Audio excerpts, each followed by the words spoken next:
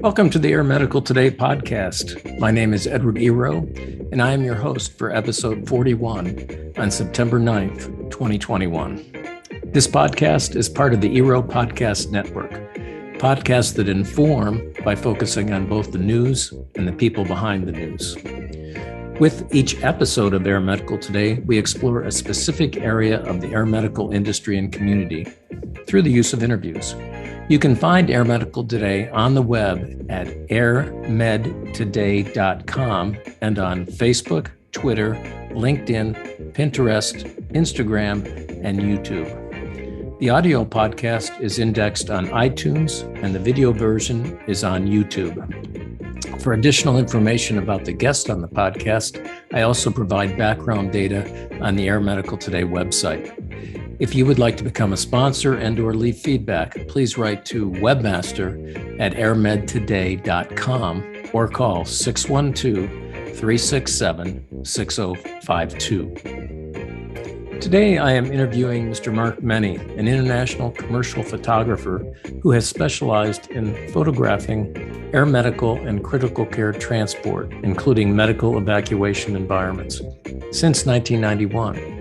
Many of you know Mark from his photography for the Association of Air Medical Services, the Air Medical Transport Conference, the National EMS Memorial, and at several air medical programs and conferences from around the world.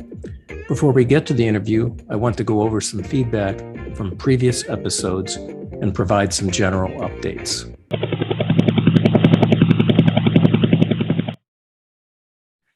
Remember that Air Medical Today is also a video podcast now too. As always, you can listen to the podcast and now watch it on the new Air Medical Today YouTube channel.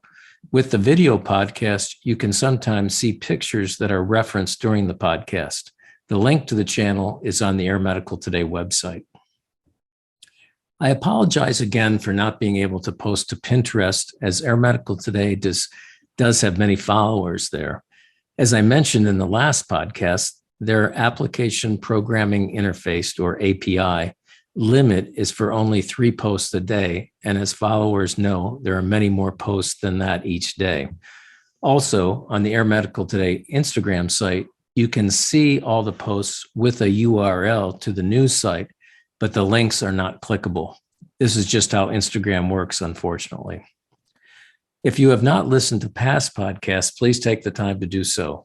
There is a wealth of information from some of the key leaders in air medical and EMS transport. Please tune in to these informative and timeless podcasts. I would also like to thank the followers of Air Medical Today on Facebook, Twitter, LinkedIn, Pinterest, Instagram, and YouTube. To date, Air Medical Today has 29,851 likes or followers, and it is increasing every day. Thank you.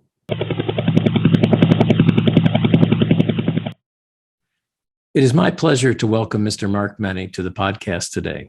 I have known Mark for many years from when we worked together on the Association of Air Medical Services Communication and Public Relations Committee.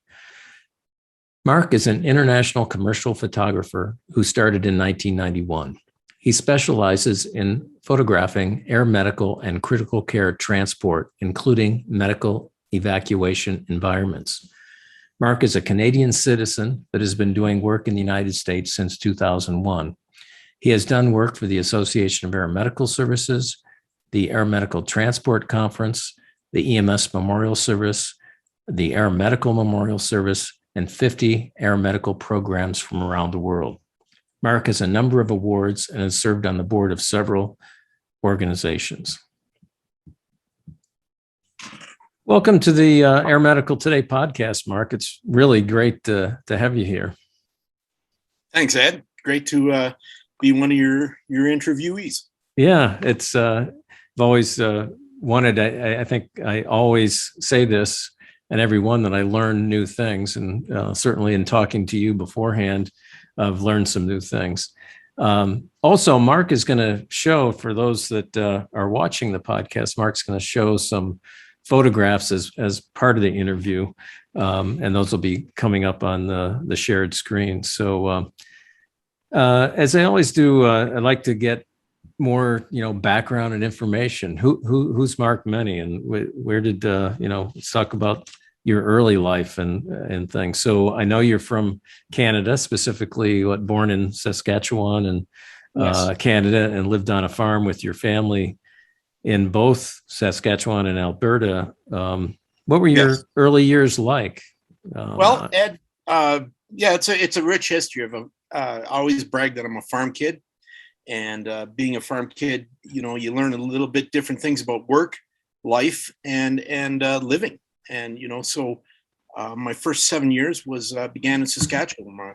My father shared a farm with his brother, and it was a mixed farm of grain and cattle.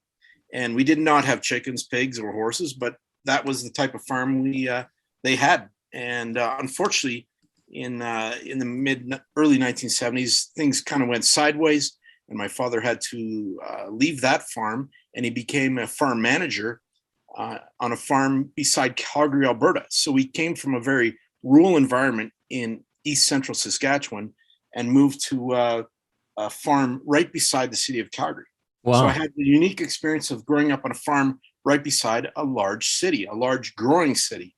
That Calgary was known in the 1970s as accepting the first and second and third waves of immigrants from Saskatchewan.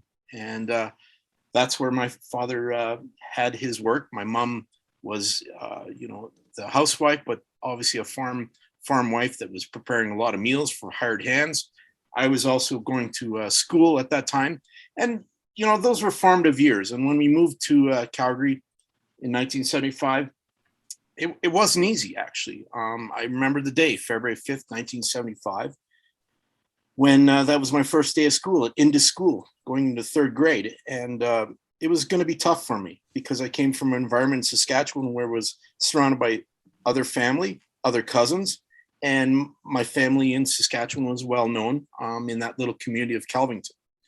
And moving to Calgary was tough. And I remember my mom saying, well, you're going to meet a whole bunch of new friends at this new school. And I said, yes, but I didn't want to meet them all in one day. Yeah. And it wasn't the easiest time from the third grade to the ninth grade. There was a lot of hiccups. Admittedly, I got picked on a little bit. I was maybe a little smaller for my stature. I did play hockey. But of course, being smaller, I got beat up pretty good. And by the ninth grade, I remember having a pretty rough season where I broke a bone in my ankle. Then I broke my collarbone. Oh my gosh! During the game, and then the same year I broke my thumb, and that sort of ended my hockey career. Yeah, your sports career. Wow. Yeah. Now, a little sidebar. Where I grew up in Saskatchewan and Kelvington, if there's any hockey fans from the 80s and 90s and 2000s, they'll recognize the name Wendell Clark. Wendell Clark was of the Toronto Maple Leafs, and I went to kindergarten with him. Oh. His dad and my dad were friends. So I did have a brush with hockey fame. Although Wendell never won the Stanley Cup, he did, he's gone on to do very successful things, and I hope to reach out to him again someday. So a little side. That's great. So was the school in Alberta larger than the one that you were in Saskatchewan, or were you still in a rural? It was still a rural school. Yeah. Again, a unique elementary, junior high, and high school that was situated beside the city. So you had a really interesting mix of farm families and then city families that would send some of their kids to the country school for what they believe might have been greater education, or they may have been troublemakers and they had to be in our school. So it was an interesting mix. And so I had that culture of farm working and city exposure. So I could go to the mall, I could go to the latest movies, but I also knew what it was to stay on the farm and work. Yeah. And that was a really unique influence for me, to have that both urban and rural environment in my formative years. And that has trailed me for the rest of my life. Interesting. How is like farming in particular influenced you, do you think, from a value standpoint? Recognizing the environment, understanding that, the weather always changes. And so that can be translated to photo situations where you're setting up for photography in a sunset. You can Yes. guarantee that. Getting up early probably provides you with even better sunrises, but the urban environment means you sleep in. Country environment means you should get up when the sun rises. Right. The farming, and it's the hard work and just hard work that pays off. And sometimes you have to seed things, and it takes years in an urban environment to make that happen. And I've found that the same way with my career. Is I've planted a lot of seeds along the way, and they've taken years for fruition. And we can definitely expand upon that further in our conversation. Yeah. So is your family still farming or farm management? Yes. Yeah. My dad is now turning 85 this fall, and still working as a subcontractor to another large farmer near Calgary. And there's just no way to get him out of the field. You can take the man out of the field, but you can't take the field out of the man. And my dad returns every harvest to work for different farmers. And I just spoke with my mom yesterday, and yeah, he's up to his regular 12 and 14-hour days of running the swather. Wow. He works well independently, which bodes well on what I do as well. And, because of, he has some hard of hearing issues, so he works better independently. And as I've learned, he's pretty good at running a GPS machine, better than I could. And he doesn't just listen to his machine when it's operating, he feels it. So he can feel a bearing going on the swather more than he could probably hear it, or a sensor saying it. So it's again, another trait that, listen to your machine, feel your machine. And that's the same with my lighting and my camera. Yes. Interesting. So I also found it when we were talking earlier that you said your photography career actually started in high school. So tell us how this happened, and what type of work were you doing in high school? Yeah, well, boated on the experiences of third grade to ninth grade, and being picked on a lot and trying to find my stride, as all adolescents do. And perhaps I was a young adolescent because just because of a late birthday, and my mother also putting me in kindergarten at age 4. The 10th grade, now you're a senior in high school. 10th grade, I signed up for all the academic classes, physics and maths and sciences, but I also signed up for the shop class because there's my farming influence, working with my hands and working with wood. But the first unit I took was the photography unit. And so my instructor, Mr. Rawlinson and Mr. Wiswell, they both said, well, do the photo unit first. That was the first one available. You'll work your way into woods later, and perhaps even some welding, which, ironically, as a farm kid, I don't weld, and I should learn to weld. But I took the photo unit in September 1980. I got a B plus, and Mr. Rawlinson said, well, you remember Steve Sharp, the yearbook photographer for the high school yearbook. He's graduated, and Mrs. Tuvey is looking for a new photographer, and you should go talk to her. Well, I talked to Mrs. Tuvey, and sure enough, they could use a photographer. So ultimately, in the end, Mr. Rawlinson said, well, you have access to all the darkrooms, all the cameras, and you can be the yearbook photographer. I'm actually kind of drafting you to be the yearbook photographer.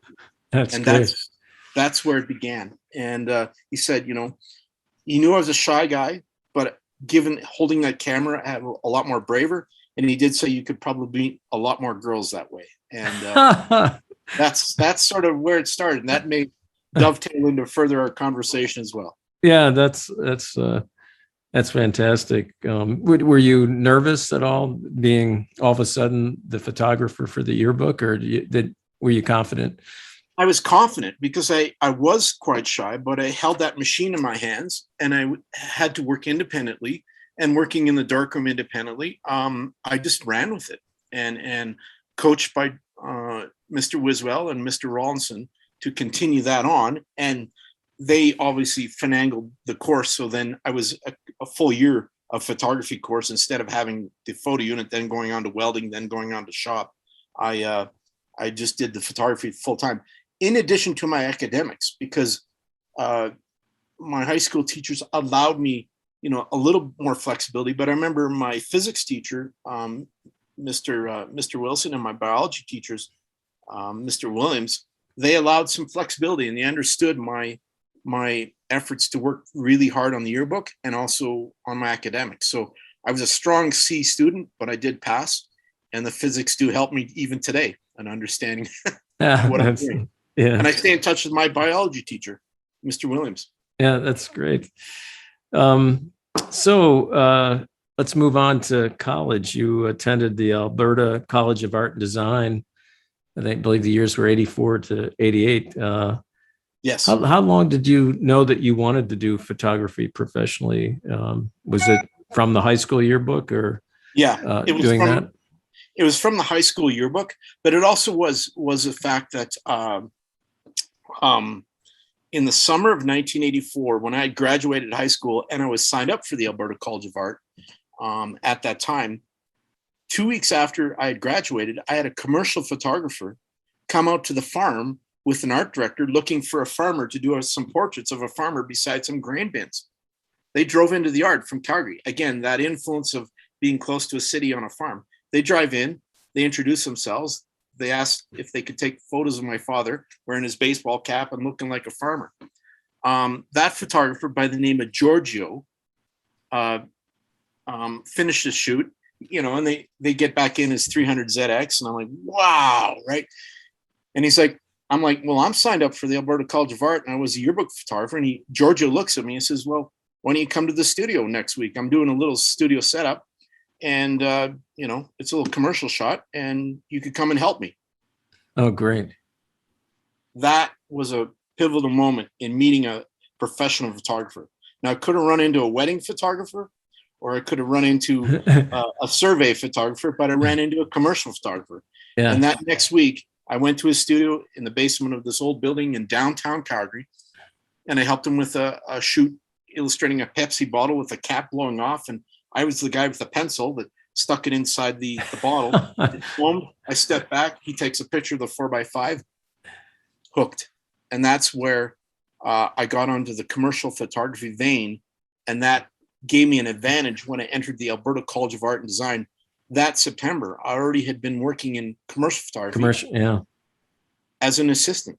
And that influenced my Alberta College of Art and Design program starting in the second and third and fourth years, because the first year was basic art, which many of us admittedly would grumble about having to do finger painting and sculpture and figure drawing. Well, maybe not complaining about that, but that first year was formative in getting an Alberta College of Art student ingrained into art. And then the second, third, and fourth years, it was more of a commercially motivated photographic arts program at the Alberta College of Art. Yeah, and so there was all kinds of different art sections that you could go into, and you went into the photography. Yes, yeah. Oh, I knew I was going. Sure.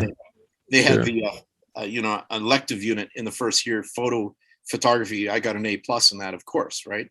And that was influenced by my commercial photography, my yearbook photography. So, interesting sidebar. When I was still in high school, my mom actually phoned the college and spoke to a photo instructor by the name of Dan Gordon. And apparently they had this secret conversation when I was still in high school. And he advised, for me to follow it, but to work hard at it. And little did we know, there's major changes coming in photography in the, early 2000s. But I did adapt and did survive. But that took some time. So your parents did support you in going into photography and not farming. Yeah, they did. Yeah. Based on my dad's experiences with his own farm, the amount of hard work there was on the farm, you're battling the weather, different elements that you have to deal with. And so, as a result, I knew that, there was no way that I was probably going to go into farming. I did, though, once we concluded art school in 1988, and I was still finding my way, and I knew I was still assisting other photographers, one including a very influential one that assisted me with lighting. His name was Rick Kokotovich, and Rick was friends with Giorgio, the fashion photographer. Rick taught me a lot about lighting, and Rick was self-taught, but he pursued a lot of photography work with other photographers in New York City. He translated that to me. And Rick is still a practicing artist now in Mexico. And someday I'm going to go visit him post-COVID in Merida. Oh, that's great. So what were the key things that you learned in college that have influenced you? Commercially based photographic arts program, less art, right? The fine arts program was at the University of Calgary. I was pursuing more of the commercial. And so again, they taught us different skills to survive as commercial photographers. Both, you know, if you needed a part-time job processing film, well, we learned how to do C41 and E6. Now, some of your listeners, older listeners, will definitely understand what that is. Your younger ones, well, that was back in the film days when there was only 36 shots per roll. Yes, and get it right, and the exposure relatively accurately too. Our college also did teach me art and gives me a sense of you know, different approaches to art and an appreciation of art, which, you know, has led me to different paths here now, you know, in my 50s with the recognition of art, and just hard work. You know, there's a peer pressure in art school to just keep on working. They'd have a pub at night once a week. We'd all go drink a few beers, and then we'd go run back to the darkroom and go to work and turn the music up. We didn't go on to the discotheque like maybe my fellow university students did. Yeah. There was a peer pressure to work. And as a result, there's a core group of 6 of us that still stay in touch, that have all still pursued photography in different variations. And they're all working in photography. Most are still working in photography. Wow, that's great. That's nice to have that peer group that absolutely. You work with. Yeah. One of them is my best buddy, Waldy, who is my retoucher now and an incredible photographer on his own. Yeah, great. So let's move on. Post-graduation, then you assisted several commercial photographers, and before starting out your own business in 1991. What types of projects did you work on, and what did you learn from these photographers that have helped you? Well, post-graduation was I finally got a studio rolling on my own in about 1991. Right. And because I graduated in 88, I even, you know, during that time in 89 and 1990, I went back to the farm in Saskatchewan to help my uncles with harvest. And that was also an influence. And that influence also allowed me to pursue some personal photography projects. And one of them was photographing farmers. And that photographing farmers in their environment was influenced by a very important photo project called In the American West by fashion photographer Richard Avedon. And his were a series of portraits of farm workers and different people in the West on a stark white background. That influenced me, and that was one of my influences. That was one of my graduation pieces is photographing people on a white background. And you know, I have an example here of what that is, and I could show you here. Yeah.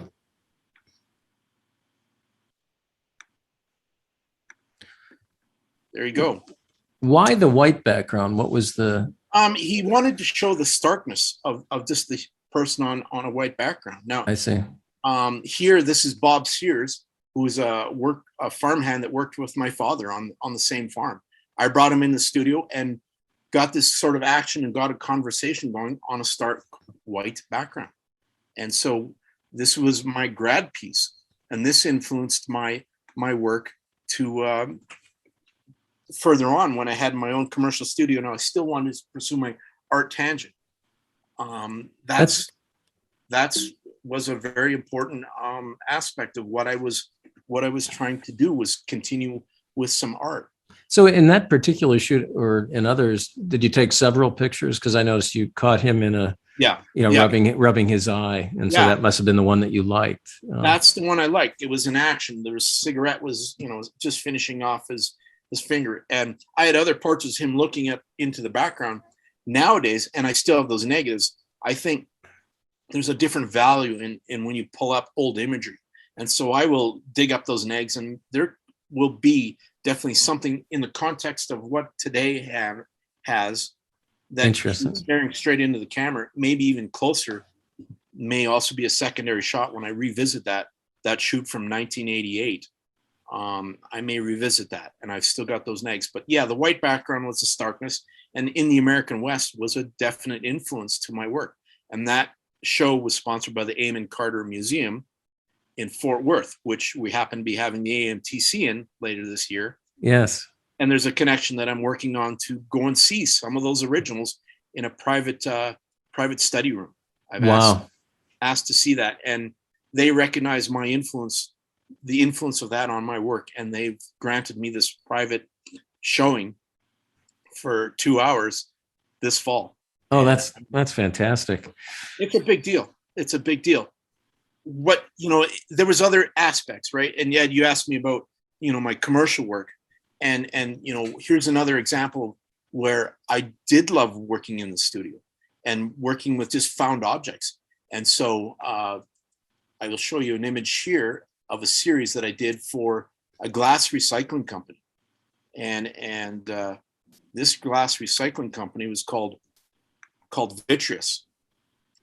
And what had happened here was the art director was very busy in terms of getting this annual report done. And she just came up to my studio with a box of recycled bottles and make some art with this. And with this image, I just took the colored bottles, I cut holes in the bottom where they were sitting on, and I shone a light up through them. I hung my camera upside down, worked with the selective focus back in the 90s, and which is a big deal now.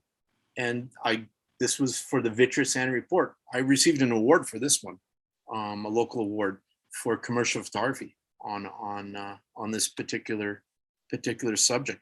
Just taking regular recycled bottles and turning it into art. So again, the Alberta College of Art influence. Like the color and lighting with that. It's very, very nice. Let's move on and talk about how your business is set up. Are you incorporated or self-employed? And, is there a difference? I know you do a lot of work in the United States that we'll talk about, but is there a difference in how you set things up in Canada versus the US? Not really. In the end, I began as a commercial corporate photographer and ended up getting incorporated as advised by my legal representation in Canada, right? As photography and the business changed and things got digital and the market got extremely tight, I continued as an incorporated photographer in the 1990s. That incorporation then assisted me in obtaining a U.S. work visa in 2002. That incorporation was the basis of creating another little incorporated company in Colorado to essentially, which you can't do anymore, self-sponsor yourself to get a U.S. work visa. So that incorporation and those technical details were, for paper, it's what was required. It was also required for, massive growth. So if you had several employees, you get into different tax modifications, both Canada and the US, very standard as we went.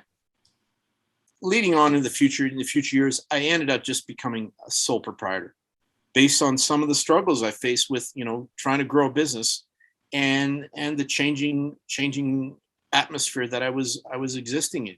I had to downsize a lot. I had a huge studio in the 1990s, 2 different studios. The first one being an old town hall, and I had half of it, and I lived bohemian style, where I lived on the stage and I drew the drapes at night, and I lived on the stage, right? And now that we need a picture of. Yeah, I know. Well, it was dark in there when I was working, but it was an old town hall, and we were known for this one time where we had, my 2 studio partners, we had a rave. We filled that joint, and it was incredible. And then the police and fire came and shut us down. But that was a big deal in at that time.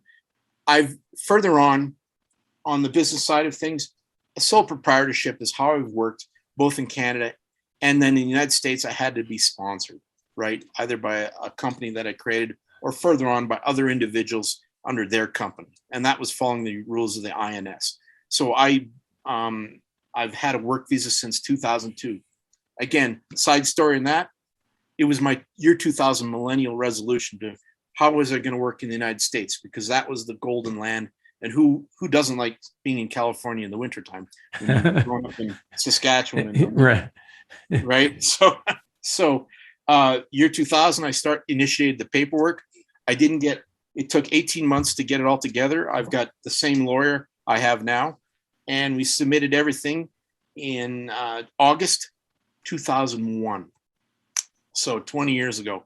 The little company that I began in Colorado, the name of it, that I named in July 2001 to self-sponsor myself, was called Photo 911, Photo 911. All this paperwork gets submitted in August 2001.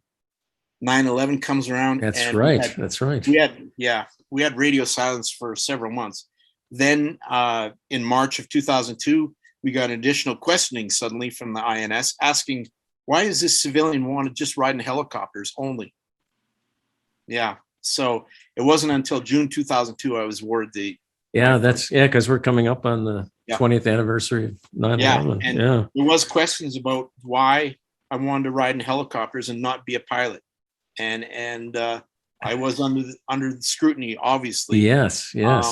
For a few months there, just by the dumb luck of submitting a Photo 911 or Photo 911 as the company name, and that drew lots of red flags. So by 2002, I was awarded the visa, and that was an 01 U.S. work visa, and I've continued on that vein ever since. I see. Now, has it changed though, since you don't have that company in the U.S. anymore, right? No. I ended up getting sponsored by other entities, over the course of years, and that has changed. And my latest sponsor was with Kincaid International, which was Sandy Hutton's company. Sandy being, you're of her, and of course past Ames president, and very active ASNA president, and still active in the air medical and medical community to this day. And further exploits are she's working on with her husband Kevin. Yes, right. So you were telling me that you had applied for something special now, another types of work? Yeah. Well, what is that exactly? Another what I had applied for was now in 2019, I applied for my green card, and advice from the same lawyers that I've been working with since year 2000. They advised for me to go to the route of a specialty green card based on my skill and talent.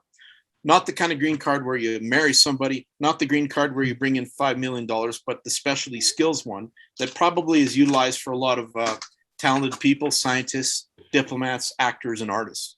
And so that's called an EB1, E category. And so I finally got all that paperwork submitted, and a couple fits and starts on that. But just as of 2 weeks ago, I was notified by the INS in Nebraska that I had been approved on stage 1 of that specialty green card. So that's good. The toughest one. How many stages are there? There's 3. And the next one is an interview to prove that I'm Mark Mennie. And the third one is just getting you set up for paperwork and such. But the first stage, which included, basically almost 2 years of paperwork and gathering letters, reference letters which even I received from you, Ed, in the past. Yes. Thank you, right? We used that as evidence to show a consistency that I had people giving me reference letters in 2007. Thank you, Ed. Yeah. And so it was about 1.5 inches of paper that we submitted to the INS in Nebraska, and it landed on somebody's desk with a thud, obviously. And I was approved. And so a very proud moment. Thank you to the United States Immigration for allowing that to happen. I've got a lot of work ahead to continue that, but I've made some people proud, and I'm also perhaps some of the evidence I presented, which we'll discuss further, is my future exploits with the city of Solana Beach. Yeah. So one of the things that I always find interesting is people talk about health insurance and how the health system in the U.S. is set up in Canada. So how do you handle it in Alberta? You're covered under the province's plan, right? So you don't have to. Does that cover you in the United States too, or do you have to get special insurance? Well, only partially. I get special travel medical insurance, like most Canadians do when they travel. And I have a special plan that it's a 60-day plan that I can extend up to 333 days. So basically you can get a 1-year plan, and you pay on that for all medical emergencies and such. You're supposed to call when you're sick, and they advise which hospital system that you're supposed to go to. That's step one. Step two, if you are not able to call, well, then they'll just figure it out. The third step of that unique travel medical insurance, which is the repatriation, which circles back to air medical transport, is that they have a very, very generous repatriation air medical transport clause. And they allow, and I'm going to recheck it again, because every time I ask, they have a $5 million allowance for air medical transport and repatriation costs. Wow. Which is incredible. And, I give the example of, well, what if I broke my leg in Antarctica? They said, well, if you're insured and it's all follows the rules, we'll come pick you up. And there you go. So this is Canadian insurance, however. It's Canadian travel insurance. Yeah, Canadian travel medical insurance. Is it through the province? No, it's through a private insurer. Oh, it's private. Okay.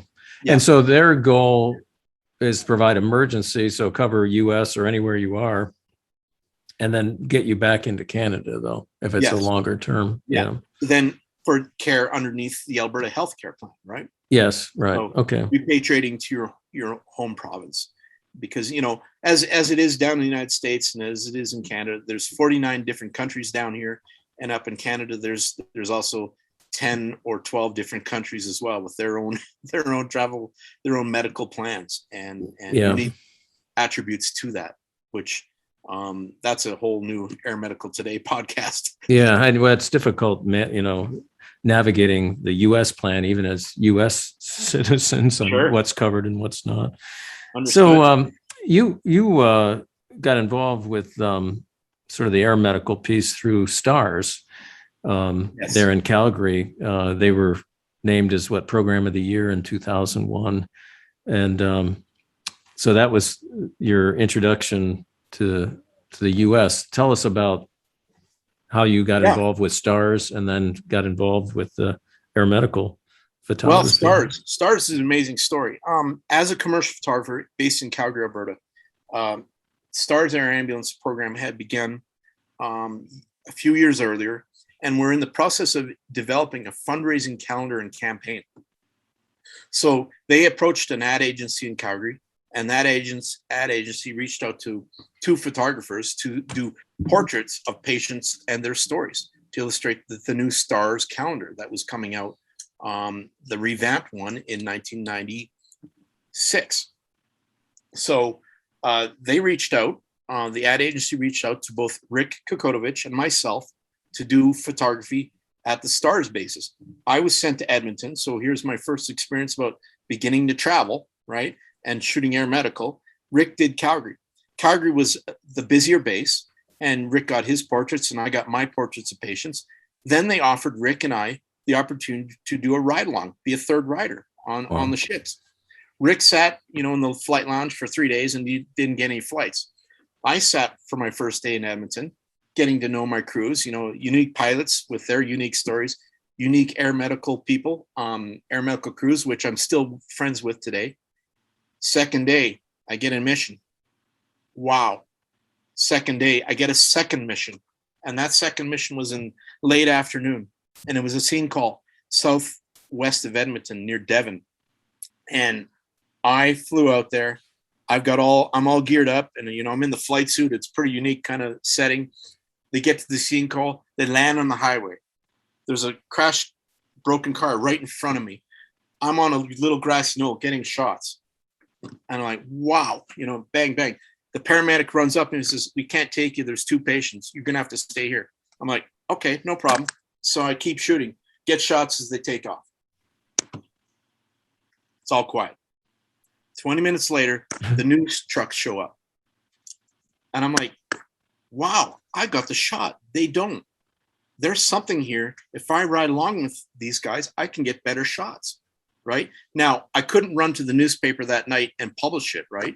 Because, my agreement with the STARS and patient confidential nature at that time, right? And it was a unique time, right? As Stars and Stars Edmonton were getting getting the toehold within the province, and even they faced political issues with different entities around there, right? But the Flying BK and that dedicated 2-pilot operation was something else. That photo that I got was just something else, and as a result of some of this that I got with Stars, I cannot get that shot. I cannot repeat. I haven't repeated. And so here, this is the shot here that I got. This one here. That shot. Oh my gosh, yeah. Yeah. This was my second mission ever, right? And I was like hooked. And I got the helicopter in the background. I got this action going on. The guy's holding a saline bag in his mouth. We got first responders all around. It was quite the shot, right? Unfortunately, there was some medical or some, I believe, political issue on it, and they had to keep it in the can. They could not release this image. Could not release it.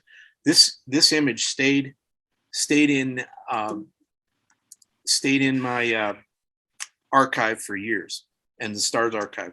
It wasn't pulled out for 19 years until it showed up. I was able to get permission from Stars, Stars management and the communications director, Deborah Tetley, and I got permission to publish this image, and that image showed up here. It's a 2-page spread in the Legacy of the Asna book, The Legacy of Canada. Yes, and we'll talk about that. Yeah, that was the first time this image was published, and so we can speak to this book a little bit further, but that's my very first air medical image that I had success on my first day, September 26th, about 30 in the afternoon, 1994, and I was hooked. And it's a what was the issue with the photograph, Mark? Because it's not a privacy thing. You can't even see the patient. No, it wasn't a privacy thing. I based on my 25 years or plus more of experience with air medical now, I think it was a territorial issue. I'm not sure I don't know. I'm not sure. I didn't want to push it at the time. It was a brand new photographer to the project. Sure. It was my second flight, and I pulled this image off. And I just didn't want to push it. And as a result, I believe, and this was one aspect of why I mix well with air medicine, is I'm not coming in as a photojournalist. I'm coming as a subcontractor that understands patient care, that is empathetic to flight nurses and flight paramedics in the back, where I've seen them bust their humps, saving a life, even when they arrive to the little country hospital or in the back when they're sweating bullets. And I've been there and I've photographed it. And I've also put the camera down and assisted with patient care, either just holding the I-stat or doing even CPR while somebody's trying to catch their breath and I'm in the back of a BK. Yeah. That has led me to sometimes you just can't publish an image right away. Yeah, I think it's an amazing experience riding along, as the CEO of a number of programs. That's something I always did. And you really get to see the crew in action, even before they get to a scene or a hospital, what they're going through in their heads with what they need to have and available, and just the communication between the two caregivers, nurse and medic, or nurse, or nurse RT. But I mean, it's just amazing watching that. So I think superhuman ability, energetic, and they're doing a mind meld. These crews, I can tell when they have worked together for years, and you can see it, and you've seen it in examples at AMTC where, what crews are always consistently winning the Sim Cup, right? Right? Yeah, I know. People can read each other's minds when they're working. And, putting a plug in for Stars, that's why they may come in first, second, or third consistently for 20 years. Yeah, they have. That's been a survival flight. and that crew, and everybody knows who that is. Yes. If you're watching of AMT, those guys could telepathically talk to each other. And yeah, it's amazing the I've seen- teamwork. and So that- let's talk about Air Medical Transport Conference, because when you came down with STARS when they got the Program of the Year, and that's how you and I were first introduced, because you were asked to be on the Communications and Public Relations Committee that I chaired at the time. So that was my first introduction to Ames, because Yeah. STARS had been selected Program of the Year in 2001. Ames had asked to send some photos of STARS for their brochures and such, for the promotion and the promotional video. And so, in conjunction with 9/11 happening, we were the first big conference to get rolling again in Orange County, if we all remember that challenging year. So I traveled down with STARS. I started meeting some people. I met Blair Began for the very first time. Yep. Didn't realize she was that tall, but I've got a cousin by the name of Blair, and he's more of a farmer. So I had my Blairs mixed up. And so Blair was a delightful surprise. Meeting an amazing group of like-minded air medical people, the same ones that I would be flying with in the cab at STARS, I was now meeting the American equivalent. And that motivation and that excitement to the air medical community it hooked me. That was another watershed moment at the 2001 AMTC. And that's where I met you guys. And I pondered about joining the air medical, the Ames CPR committee, and you guys had a brochure. So I filled out the brochure, faxed it back when I arrived back in Calgary, asking more questions. I was just curious. And Blair faxed me back and said, well, welcome to the committee. I'm like, huh? Yeah. You were my first chair. Yeah, John. I know that first chair was a hard driver. I know. So, yeah. But we did some great things. Tammy Chapman, Tammy, Glenn, Roger. I mean, there was just a number of people that are still close friends of mine to this day. But we did some great things, and it was fun having you part of that committee. I think the other thing then that led to was doing the host program photography. And this was at the Air Medical Conference, having that kind of initial video photography of the host programs. Why don't you talk about that a little bit?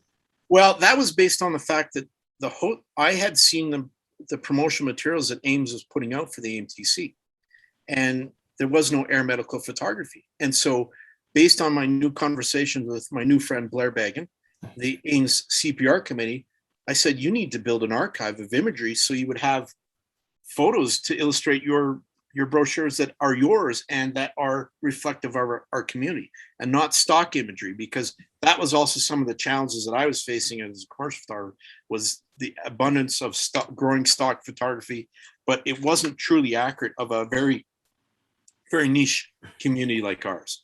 So the Ames CPR committee, led by my good friend Eddie Rowe and Tammy and Glenn, said, why don't we create a program where Mark goes out early to meet the host programs? Yes. AMTC. And I was like, I'm into that, and I like travel. And so that began for the year 2002, which would have been Kansas City, for me to travel all the way to Kansas City as a kid from Saskatchewan with camera in hand and initiate a program to photograph, I believe, 3 different air medical programs that were providing volunteers for the AMTC, and we would provide them with some photos, and they would get photo recognition of our conference. Yes. So, yeah. I remember that time flying into Kansas City that night through a thunderstorm, like, what am I getting myself into? And the first morning, standing in the hotel lobby, waiting for this person to pick me up to take me to Life Flight Eagle. That person was none other than Seth Myers. Yeah. And Seth has gone on to many, many big things. Seth and his wife Denver, I considered great friends, but he was the first American program director that I met on this program. And he facilitated helping me make greater photos for Life Flight Eagle and the other programs too, because you get on the phone and say, there's this guy here, and Children's Mercy Hospital. I got in the door with that. and that even led to other future jobs with Children's Mercy. Yeah. Great place in my heart for Kansas City. And those we always look forward to that, because it was always the sort of the beginning of the AMTC to sort of tell the host, give the host program some recognition, and welcome them to the city that you were in. So further developed into something that Tammy and Glenn produced, which was an opening session video. Yes. And it was trying to welcome the attendees who would see some familiar faces or old faces or young faces up on the big screen at the opening session. And that was our introduction as well, to welcome people to the host cities. So that began in 2002. And as the program developed, they sent me out even earlier. And as a result, both with the CPR committee and AIMS, I almost became an unofficial ambassador for AIMS. Welcome, noting to people that the AMTC was coming up in their host city, and just explaining, what I was doing. And I was, being the Canadian, being perhaps neutral. I was just, not naively, but just innocently going into these programs and photographing everybody. I didn't really understand the competition nature. There really wasn't any at my level anyway. And I just was making friends across the United States, across the continent, because as the AMTC would travel, so would I. And delightful memories: Cincinnati, Tampa, Austin. I remember, and great memories at the Austin AMTC, right, Ed? Yes. Yeah. We won't show those photos. No. So this led into you doing some work for air medical programs. I think you told me you've done work for like 50 programs. Yes. I didn't realize that. I know I had you come to Duke Life Flight because we needed some photos for what we were doing for our program. So what did you learn from these projects, and how has that changed over the years, since you didn't do all 50 programs in one year? I've seen multiple changes. Right off the top, I had the privilege to be able to visit these programs as an AIMS representative. That was the opening door, right? Yeah. And as that AIMS unofficial ambassador, I was able to go in and meet people from different programs, because AIMS would make the call, open the door, and I'd walk through it. And so, at least 50 programs and different types of programs, right? Everything from programs that I recognized that were similar to STARS, to other programs that are very small and independent programs, to even, municipal and government funded programs like the Maryland State Police. Yes. Saw a vast array of different aspects of how air medical transport was operated. And I was a student of that. And I learned multiple ways of how things were operated. I sat in different places in the helicopter and had great experiences with, even getting bumped. I've been bumped several different ways off of air medical flights. And, one was, with a program in British Columbia, the BC Air Ambulance Service. I got bumped off a fixed wing flight on Vancouver Island one time, and I had to figure out my own way home. I had to take commercial home. Ironically, I beat them because they had a second flight, and I took commercial home to get back to Vancouver. Yeah. Another time, bumped in Texas, and I didn't know where I was. Many deputies have given me rides home. This one deputy outside of Austin said, "Well," I'm asking, "Well, where am I?" He goes, "Oh, I'll let you know in a minute." Trading photos of skid marks because his digital camera battery went dead. So I'm shooting skid marks for him on the road. And he goes, "Well, here, I'll let you know where I'm at." And we start driving, and we come up to a sign, first stoplight, and it's nameless. That's the name of the county. That's the name of it. He was correct. It was, there is no name here. Just getting bumped and making friends of deputies on the side of the road, because how are you going to get home? And I took a Greyhound bus one time in Canada. I had my helmet, my camera with me, and I had to get on the Greyhound bus, and people are like looking at me as I'm walking down the aisle, and I'm in my flight suit and my helmet, and they're like, "Where did you come from?" Yeah, I took one time. So what I always like about your photography, because you've, had some expos of the different photography, and then also on the host program, but the angles that you get are incredible. And you're showing those teams in action, which I think is really important, rather than just everybody standing in front and, smiling. How did you develop that? I mean, it's almost, like Hitchcockish, the angles that you're taking with the. Well, Ed, that's being a photographer embedded with your crew, like a war correspondent. You learn your crews, they learn about you. You don't come in like a bull in a china shop, like a commercial photographer would, because perhaps a commercial photographer has to answer to a client that needs images by the end of the week. I would be going in as a photojournalist with a commercial tangent, meaning that I have somebody to answer to create a good image, but I don't need it by midnight to hit the press deadline. That different pressure then allows you to meet your crews. They get used to you. There is an important safety aspect too, that I believe that if you're with the crew, they need to know you're not going to go by the tail rotor. They need to know that you're not going to do something dumb. They need to know that you're not going to photograph a patient's face right away, right? These kind of aspects, there has to be a trust built. And sometimes that takes a mission or a flight or two to build that trust with the crew. And so if you're embedded and by this, you're on your second mission with a crew, they trust you and they will open up better for you. A caveat to that too is air medical crews and pilots make terrible models. Terrible. They and if you ask them to act, they can't do it. But when they're focused and when they're in the moment, yes, they do it, and then you become invisible. And partially the effort to become invisible is not to get in the way of patient care, to get photos that are in the spirit, HIPAA compliant when you're capturing, and to not impede any safety aspects. And so that's one aspect. The other secret is always going low. I always like to shoot low. One, so then you can't identify a patient because they're up on a stretcher. And two, we are flying rotary, so if you shoot low, you're going to see rotors. And during patient care, I love hot loads, right? And they take a lot of work, and you're getting the best position is usually in the exhaust area, the 4 o'clock or the 8 o'clock position, not near the tail rotor, gaining the trust of the pilot, of course, right? To get that shot and get those spinning rotors. And that's not easy to do. You can set it up and, sidebars to set up shots.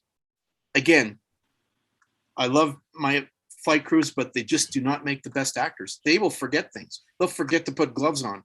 They will never forget to put gloves on or any medical procedures when they're doing an actual transport. I've only seen a couple boo-boos. I have reshoots, commercial reshoots to prove when we're trying to set something up that they will forget things. They'll forget the IV.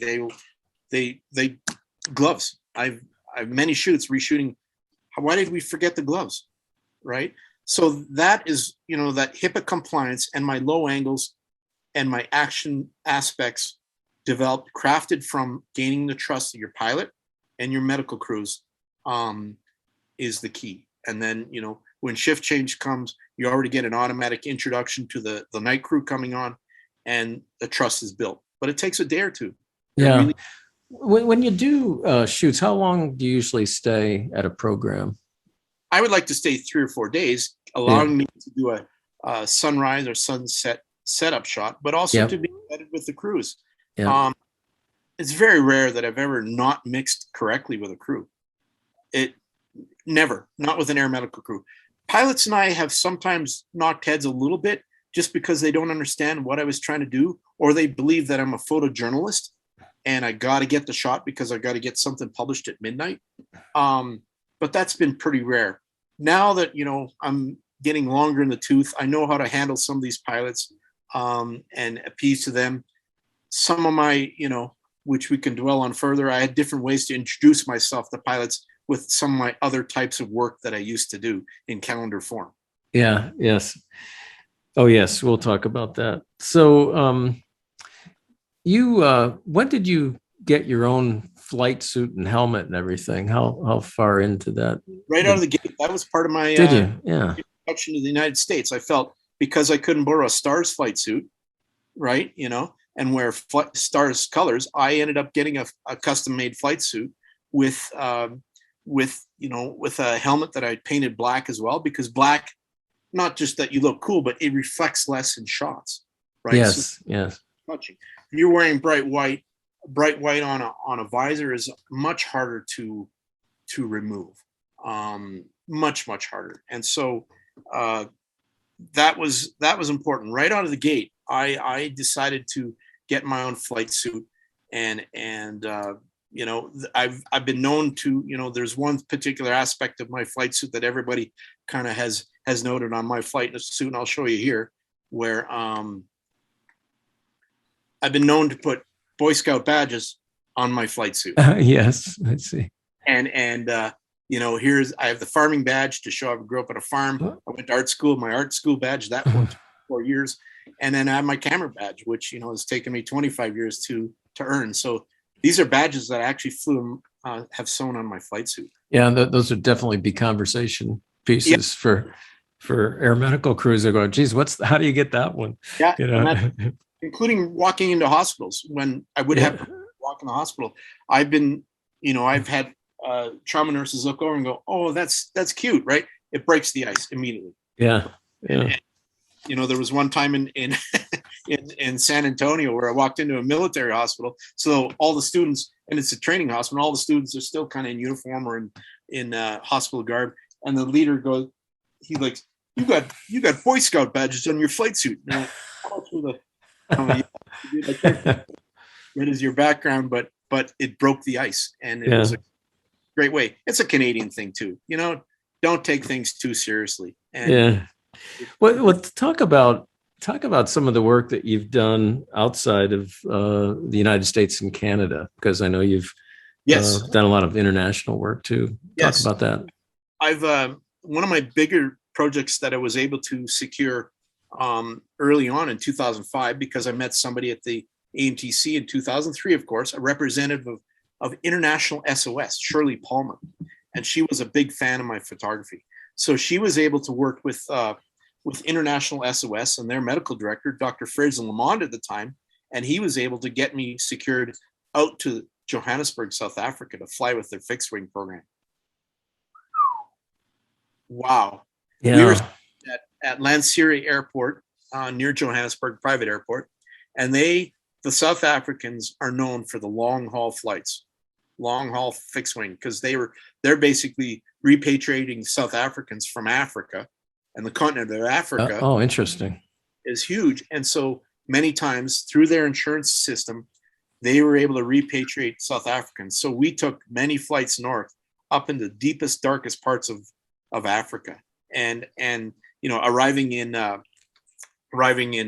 I remember DRC, and the pilot's like, "Wow, that was close. We had a pedestrian on the runway again." Flying, 10 hours, stopping for fuel in Angola and going all the way up to Accra to pick up a patient, at 3 a.m.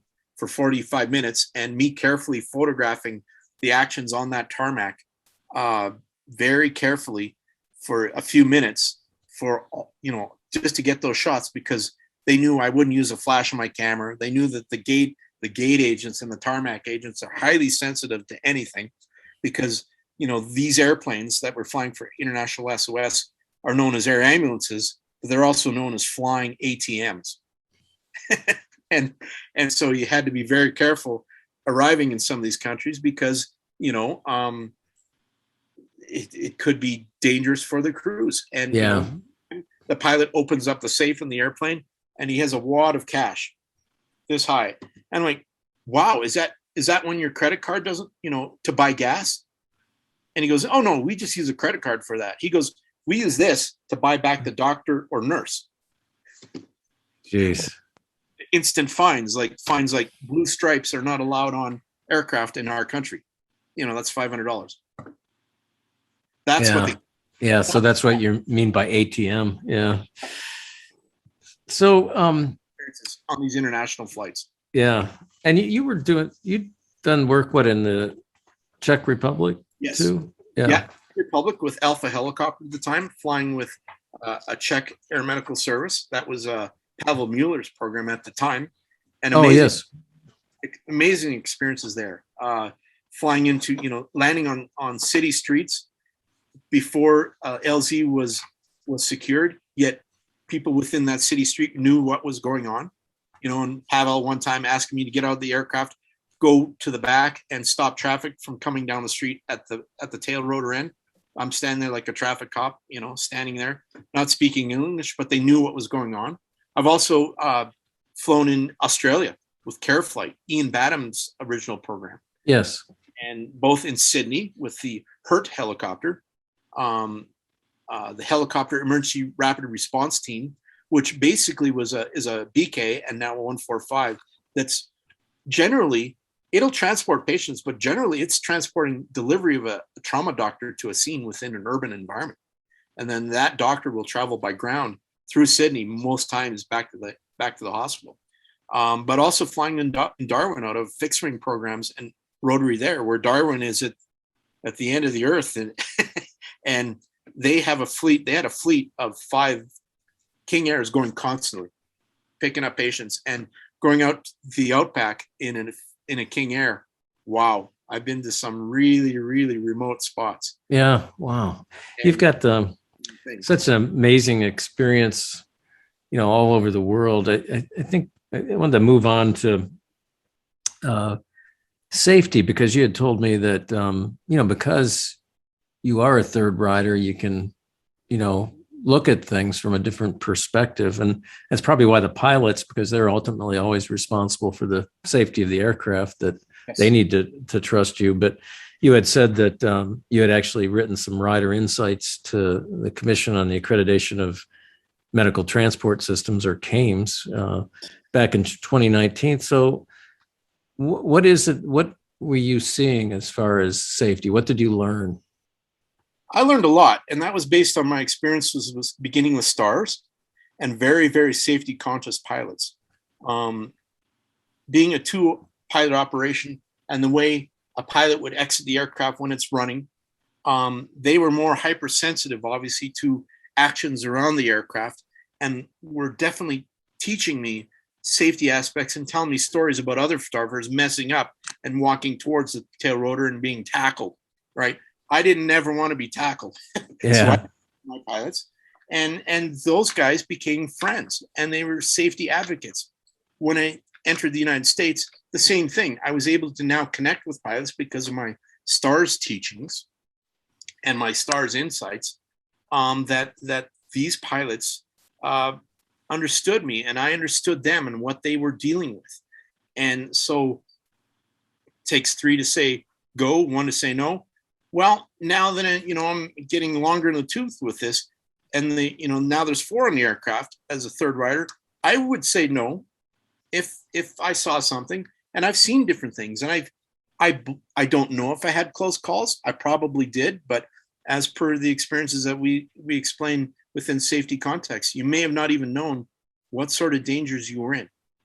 And so, as a civilian on the aircraft, not having to worry about medical treatment going on beside me, maybe because I can't photograph because now we're in a patient care environment, I'd be looking out the window more, and I'm more hypersensitive and farm kid, listening and feeling my machine. You can feel it Yes. right? When you're sitting on the seat. And that farm experience also translates to a pilot saying, him listening to his machine that he can feel through the stick. So I've never been in a situation, but I think we've only had one diverted call way back in 2002. One LZ that I thought was a little tight for my liking. Basically now, my liking now, yeah, that was too tight, right? Experiences though in Europe, I'm like, I guess there's new ideas about what a tight LZ is compared to the United States. Let me tell you, right? I've landed on a 4-lane highway in the Czech Republic with the 2 lanes zooming past us. Our turning rotors are maybe within 8 feet. Wow. And it was still, the police hadn't totally secured the LZ, and people were driving on the shoulder to go around us because we're in the left-hand lane on a 4-lane road.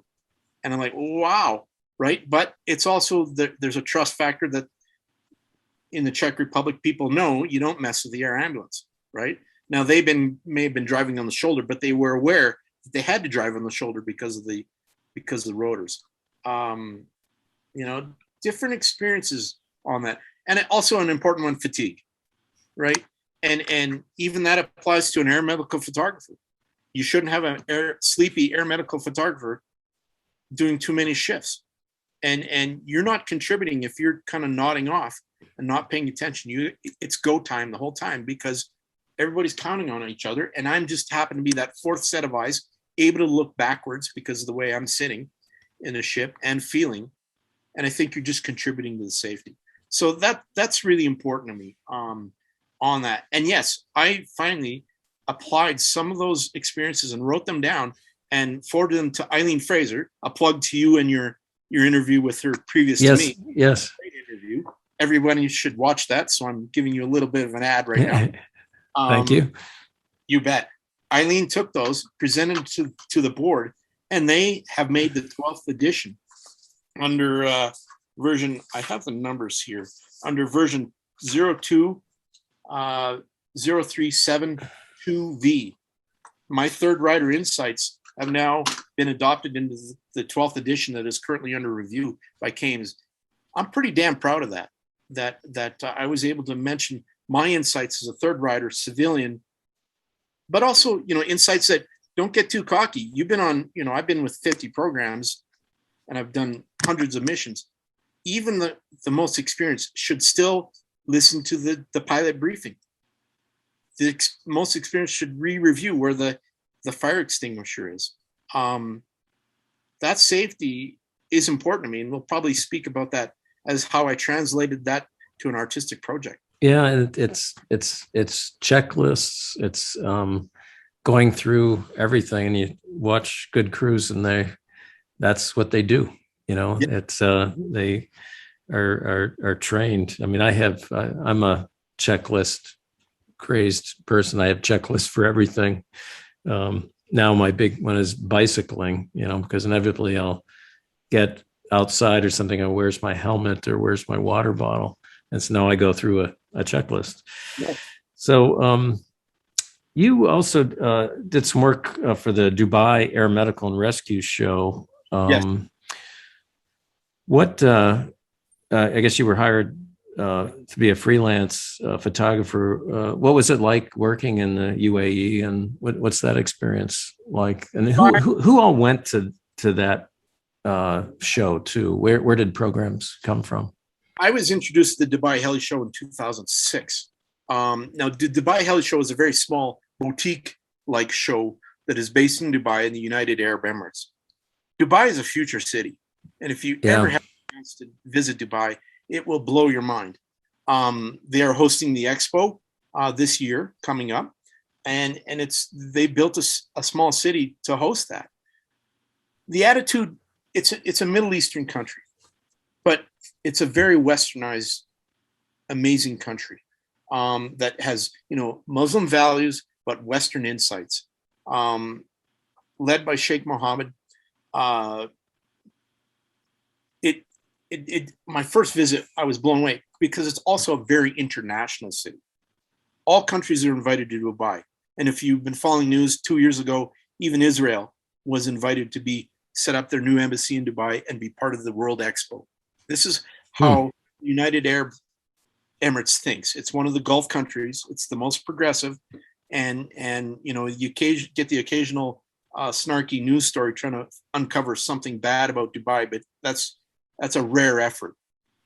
I have been so welcomed to Dubai as a Canadian, and that also all began in 2006 by getting invited to the Dubai Air Medical Show to exhibit, because I sent an email to somebody who has now become a dear friend, Julia Cuthbert.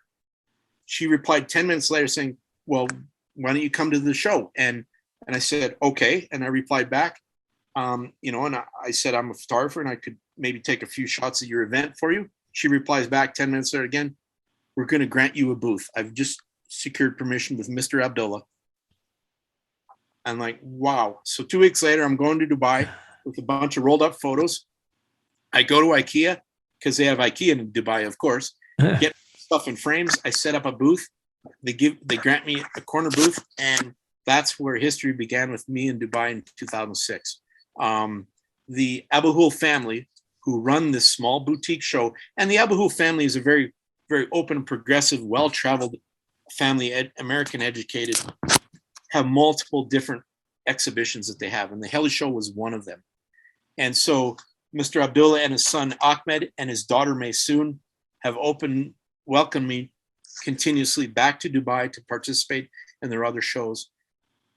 The heli show obviously is small. It's not HAI, but we've invited HAI to there, and they have shown up. I have great photos of the late Matt Sakaro. Yes. In Dubai. Great times. The show itself, I would constantly have a booth. I would be the official photographer for the show. We'd have all types of aircraft come in, including Russian, because Russian helicopters were invited to the show. I don't believe Russian helicopters are at HAI, right?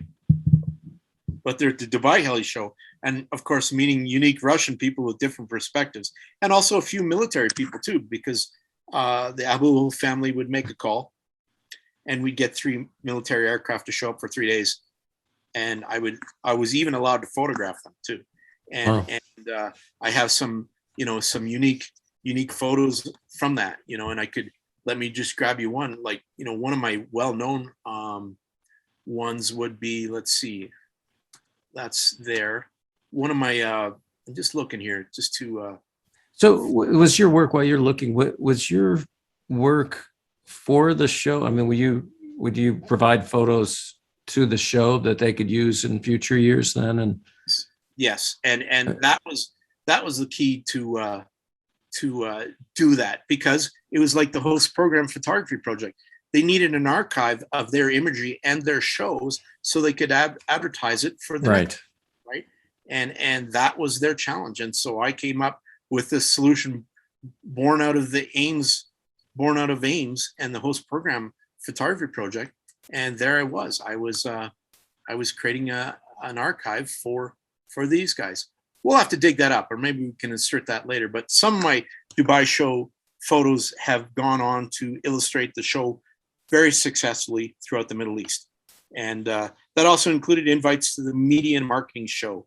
And the Abahul family, Domus Communications, also has different exhibitions that they put on.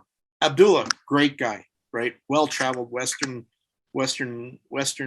educated friend, great friend. And I'm a friend of this local family. Is always fascinated with travel. I've met him in the United States, and we've traveled a little bit together. I met him in Czech Republic, and we traveled together.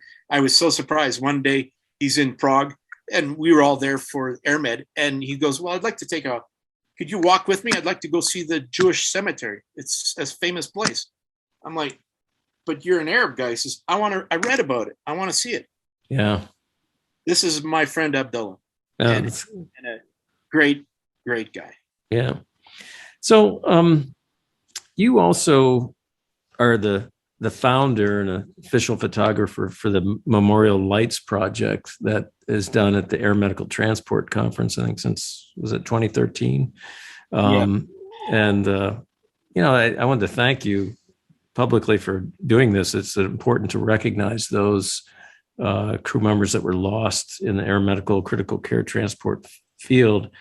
Tell us about the project, how you started it, and do you have a committee that assists you with this, and what's being planned for Fort Worth? Memorial Lights. Well, yes. That all began, understanding. I was watching terrible tragedies and crashes in early 2000s. And that was something, especially coming from the STARS program. Not that they were saying they were safer, but they just had different things that they were doing. And, they explained to me they've had close calls too, right? That all resulted, as you remember, the 2009 hearings by the NTSB. Right. And that was chaired by Robert Sumwalt, who later became the chair of the NTSB. That was my experience with DC. Heading to DC, to visit the AIMS office or the spring conference, was a unique experience for this farm kid from Saskatchewan. We'd all heard about these very important hearings, NTSB hearings or Senate hearings, et cetera, right? Well, the 2009 hearing was a big deal for Ames, right? And they had to give presentations. I believe Sandy Kincaid Hutton was the president at the time, and she had to speak on behalf. You were there, Ed. Many other familiar faces from the air medical community were there and spoke. And Chairman Sumwalt at the time was a real influence on me. He granted me permission to shoot on behalf of Ames. He knew I wasn't a photojournalist, and I got some great action shots happening. He has actually become a bit of a friend, right? So that was a safety aspect. I knew he was compiling a 100-page report, that was going to say something. And I thought, what could I say as an artist, as a message of safety? And I thought about it for several years after the 2009 hearings. And so I came up with the idea after being at Burning Man and the influence of Burning Man in 2006, noting what an artistic installation could do of multiple things to give you a sense of perspective of what, at Burning Man, they had presented 3,000 little wooden crosses to illustrate the Iraq War line of duty deaths, right? And you're like, you see this line of crosses going for a quarter mile. And you're like, wow. So in 2013, I made a purchase of 400 little tea lights, little electronic tea lights. And on the eve of the Air Medical Memorial, that was in Littleton, Colorado, that is the organization that Steve Sweeney and his brother have organized. Mm-hmm. Right. And I asked Steve for permission for the night before to try a test of setting out these lights, the memorial lights. And he says, go for it. Right. So there was 3 of us there that night, Alex Farnsworth, Temple Fletcher, and myself. And we set out these 400 tea lights on the landing zone of the Air Medical Memorial that helicopters would be landing the next morning for the sunrise service, a great service, right? We put out the lights and we were astounded, and it just gave us a sense of perspective. Each light has a name of a crew member written on it. They're all in a box, they're all mixed up. And what we do is we now set them out and have volunteers. I just get volunteers at the Air Medical Memorial or prior to the AMTC, set them out on a table, and people start taking them out, turning them on in the back and reading the names. And inevitably, any volunteers will come across their friends' names. It's just our sensitivity to looking at names. Volunteers who may have lost crew members, friends, they will find that light every time. Yeah. Set out, and we set the lights out in different environments.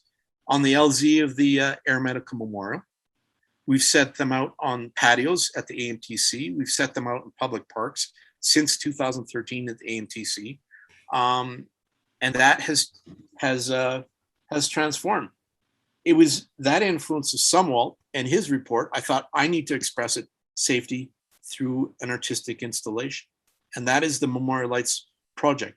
Now, over the years, I think the lights and different people like members of the Survivors Network, like Krista Hagen. Yes.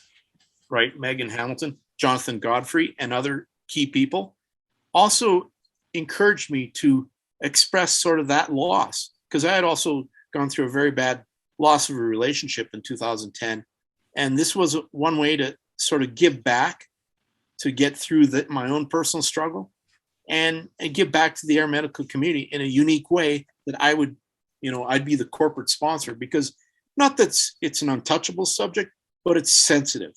And I felt as the Canadian guy, I probably could approach this more in a sensitive way. The lights do not have what the positions were. We're not naming flight crew what their position was. We're not saying who the pilot was. We're not going down that path. We're just recognizing these losses. And as a result, on the eve of the Air Medical Memorial, it is now a tradition to set out the lights. And it's a soft introduction to many of the families who attend the Air Medical Memorial and lead them into that. I'm proud of the project, and I've stayed in touch with Chairman Sumwalt to let him know of that, and there's been a couple articles about it, and he's like, wow, and that's also a driving factor. When you're friends with somebody at the NTSB, you don't want to ever be in an accident, because I know who would want to lead lead the investigation. He'd go, I'd take that one. I know this guy, right? So that also keeps me on the straight and narrow with safety. I do not want to be, I do not want. Well, it's just a great way to recognize people I know have gone at AMTC. Usually, you also have some music usually too, Yes. right? And it's a big shout out to Greg Hildebrand, right? Yep. His song "Never Forget" was written in recognition of recognizing line of duty deaths within his community of the air medical community, and that song has been adopted by the Air Medical Memorial. There was also an artist by the name of Stephen Mark, who was a concert pianist who was also an EMS pilot years ago, and he wrote an album, Hearts of Heroes, that was in recognition of lost air medical people. And also, when we have set up the lights in Virginia Beach, 2013, Craig Yale, Tom Judge, and Greg Hildebrand all played together on the beach, and then another memorial, memorable evening at the Air Medical Memorial. I was just mad being a bass player that I didn't get invited, but you know, just kidding. But to Fort Worth, and you asked about that. Ames has secured a public permit for the lower water garden, so at the Water Fountain Park at Fort Worth Water Fountain Gardens. They have secured a permit for October 30th at 6 p.m. for me to put the lights out in the lower pool. And so we're going to take it up a notch. We're not going to land an aircraft there, but we're going to have names projected. I'm going to transform the pool. I've already scouted the area. I'm working with the gardener of the park and city officials to make sure that we've got a unique setting. So the same night that the tailgate party is on for the opening of the AMTC, which opens a day earlier, everybody, don't forget that. There is also a quiet event at 6 o'clock that opens up at twilight. And yes, I could use a few volunteers. We're going to set lights out on the table. Again, it's impromptu, and we'll have the lights set out. And we are going to also try to project names onto the pool and make it a recognition, more of a public event now, because the public is also invited to see this event. They're just tea lights, and they're silent, but they speak volumes. Yeah. Well, that's wonderful. Thanks again, Mark, for doing that. You bet. So you just in planning for this podcast, we had to do some stuff about a week ago because you went out to an event that you can't say the name, but I know that you've been involved with Burning Man in Nevada, but it was canceled last year. It was canceled this year. Yes. But talk about how you got involved with Burning Man and what that's all about, and then what happened this year. Oh goodness, the Burning Man project. Born from on the beaches in San Francisco, of course, a very strong arts community. A group of people led by a gentleman by the name of Larry Harvey began just a personal project of just at the end of summer, burning an effigy of the man, because Larry had been screwed around by, like he said, the saying, you've been screwed around by the man, right? And so burning this effigy is small, it was, I don't know, I guess the very first one might have only been 8 feet high. They just burn them on a campfire, right? And the story has different embellishments over the years. But this event at Baker Beach in California then suddenly grew. And by the third year, it was so big that they had to move it, because the city officials in Baker Beach like, this is too big. This is too big of a gathering. So eventually, the gathering finally ended up in the Black Rock Desert in northern Nevada, 100 miles north of Reno, Nevada, near the town of Gerlach, if you're Googling that, Gerlach, Nevada. And this event is held on a dry lake bed where the lake dries up by July, and it's about 50 square miles of flat lake bed. And the Burning Man project has turned itself from a gathering of artists who would go out there, create temporary art, and then burn it down. So then only the attendees to the event could see this art. That was the beginnings of it. And by 1997 and 1998, it became more formalized with ticket sales, more organized situation, bigger art. It began to grow so big that, by the time I got there in 2006, the attendees were 30,000 people. And it creates Black Rock City. And if you Google that, you'll find out that that city, as in 2019, grew to 80,000 people. The event itself is surveyed on a circle. So that's how you get your addresses, right? With, it's based on a clock, and then outlying streets are alphabetical. So, if I give you an address of I'm at 845 and D Street, you can probably figure that out with the signs that are around on the street. So very organized. They have their own Black Rock Rangers, which is like their police force. They have their own arts and foundation community, which sponsors this art and facilitates art to be built out there. They have their own public works department that supplies cranes, forklifts, diggers, some electrical advice, generators, help these artists create big, gigantic art. Some of the art now is built in steel, so it's not burnt. It's actually built out there, and then it's often offered to different cities to purchase or display. Huge art that you need gigantic cranes. Like they have big 20-ton cranes out there that lifting stuff to build this art. By 2015, the effigy of the man that they built was 105 feet tall. Yeah, I've seen that. Yeah, amazing thing. So I got involved in 2006, ironically, of course, dragged in or in a willing way through Care Flight here in Reno, Nevada. They were supplying medical assistance to the Burning Man project. Oh, so that's the connection. That's the connection. In 2003, when I met, again, here we go back through the CPR committee's host program photography project. 2003 was in Reno, right? And so I went out and photographed Care Flight as one of the host programs, met some unique people, including Temple Fletcher, which circles back the Memorial Lights. They set up the tent out there. By 2006, I was finally able to make it, and I was hooked after the second day. And it's desert camping. It's extremely harsh. The wind can blow like hell out there, and you can have whiteout conditions, and there is nothing like it. And so by 2012, I decided to join the documentary crew. So I was taking photos out there already, but then I joined the documentary crew, and by 2014, I was part of that crew. One way to secure a ticket, because the event itself now sells out 60,000 tickets in about 40 minutes. Whoa. It's impossible to get a ticket. And so my way of getting a ticket was volunteering my professional services and helping them create an archive, a specific archive, just like the host program photography project.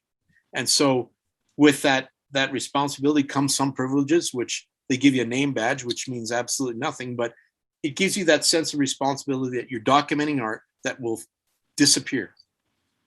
And I have amazing different photos from that. And perhaps we could direct people to my website as a way to see. Sure. Them. Yeah, I'll have that in the show notes. Yeah. Wow. And those images and that experience has been amazing. Now, you asked about last year and this year. Well, last year was canceled and a few people went out desert camping. This year, about 15,000 people went out there desert camping. Some challenges, of course, but the majority of the people, 90%, were all what we call burners, previous attendees. So they knew the 10 principles of Burning Man, which included, their other rules of conduct. MOOP, don't leave matter out of place. You can't just throw your trash out. You have to plan when you go out that there's no services, right? What you take in is what you take out. There were no porta potties, nothing. And so they developed a small city this year, again, very casually based. Unfortunately, it was in a circle, but there were no street signs, so everybody got lost because you could say I'm at 845 and D, but where was that? Nobody could figure out. You were using landmarks. One camp put up a huge crane, and we're using that 100-foot crane as a waypoint to get around the city, right? An amazing experience again. The weather did not blow. There was no winds. It was hot, but there was no challenges. So I don't know what would happen if it rained out there, because it can rain and the playa itself becomes glue and you can't move. It didn't wind. There was no wind. So there was no trash blown about. There was very little trash, very, very responsible burners. Yeah, there were some idiots out there that played their music too loud, as usual. But there were other camps who had set up their sound camps again. And these are sound camps are like raves. And they'll put make an art car out of a city bus and then make it triple decker size with big speakers and a DJ at the top. He's like, spinning and listening. And you'll get 1,000 people dancing in front all night. Wow. That's part of it. There was no art this year. Other years there's art, gigantic fires that are burnt over the course of the week. There was none of that. There was, though, for the Burning Man, to represent Burning Man, was a drone display. They had organized drones and they made, it was in flight, and then they made a Burning Man shape about 1,000 feet high with drones. Interesting. Fun around, and everybody's like, wow. So, some called it the non-burn, some called it the renegade burn, some called it Burn 2021. If you Google that, you'll see there's a lot of people that are posting photos, and I will post mine soon. Interesting experiences out there. It's influenced me and my art and my photography still. Yeah, I didn't know much about it until we talked about it a little bit, and then from what you're saying right now, it's well, you need your farming skills, because of course, par for the course, my old RV had an engine issue again. So there I was out on the playa trying to circumvent an electric fuel pump on my old 1978 Dodge RV, and I did it.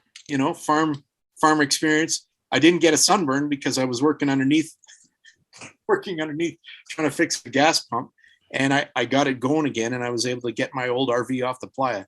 And I changed the fuel pump out there in 2014. Wow. So did you buy that specifically for Burning Man? Yeah. To have the RV? Yeah, you don't want to take a new RV out to that dusty, and you'll just destroy it. So I have an old 1978 Tioga Dodge that probably gets about, I think, Ed, we were speaking earlier that it might get 5 miles a gallon. I think it actually gets 8, because and the gas gauge kind of works, and it didn't use as much gas this time. So I believe I'm getting 8 miles a gallon at 55 miles an hour. So it only is driven about 300 miles a year up and back to Burning Man, and then to the DMV to get a smog test. But yeah, you don't want to take something new out there. I store it here in Reno, and yeah. Interesting. Yeah. So another interesting project that I was aware of, and I guess in full disclosure, I was one of the fans of this project, and I don't want any Me Too type stuff happening, but you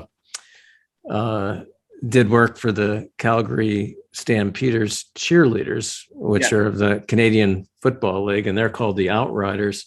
How did you get involved in this project? And you did a calendar each year, I think, and that's how I knew about it, because you used to pass them around. So I probably still have a couple of those around somewhere. Yeah, I can show you probably a copy you have. The Outriders. Well, keep in mind, when I was shooting air medical transport in the U.S., I still was returning to Canada in the early 2000s, right? And so I still had to maintain an anchorage there in Calgary.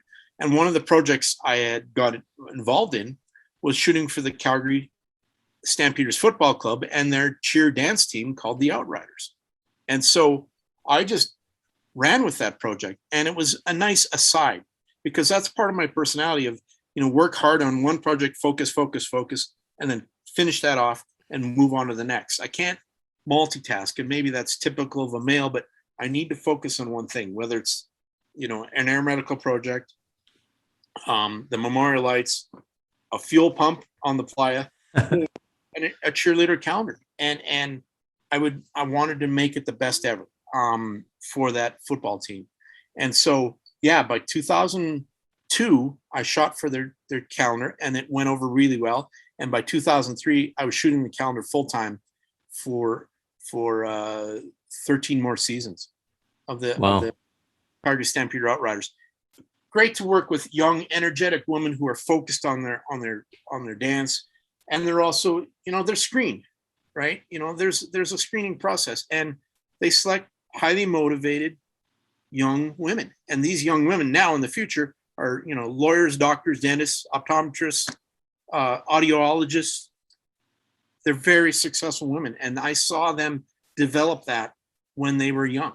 And that calendar project was something that I was pretty proud of. And here's an example of this project. And Ed, you may have this on your wall. Yeah, I probably have it somewhere. Yeah. 2007. So, that project involved, a little bit of being a farm kid, being respectful of young women. My mother always was happy that I was hanging out, with these young women. Maybe one of them someday might take a shining to me. I kept it professional, to be totally honest. You had to keep that distance. Darn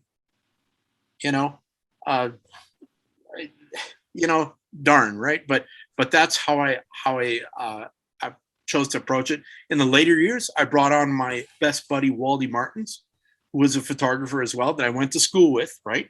Right. And Waldy, extremely talented professional photographer with portraiture and photographing women. Just as a sidebar, yeah, Waldy did shoot a little bit for Special Editions Playboy. And yeah, that influence rubbed off on me, and Waldy's professionalism to that project.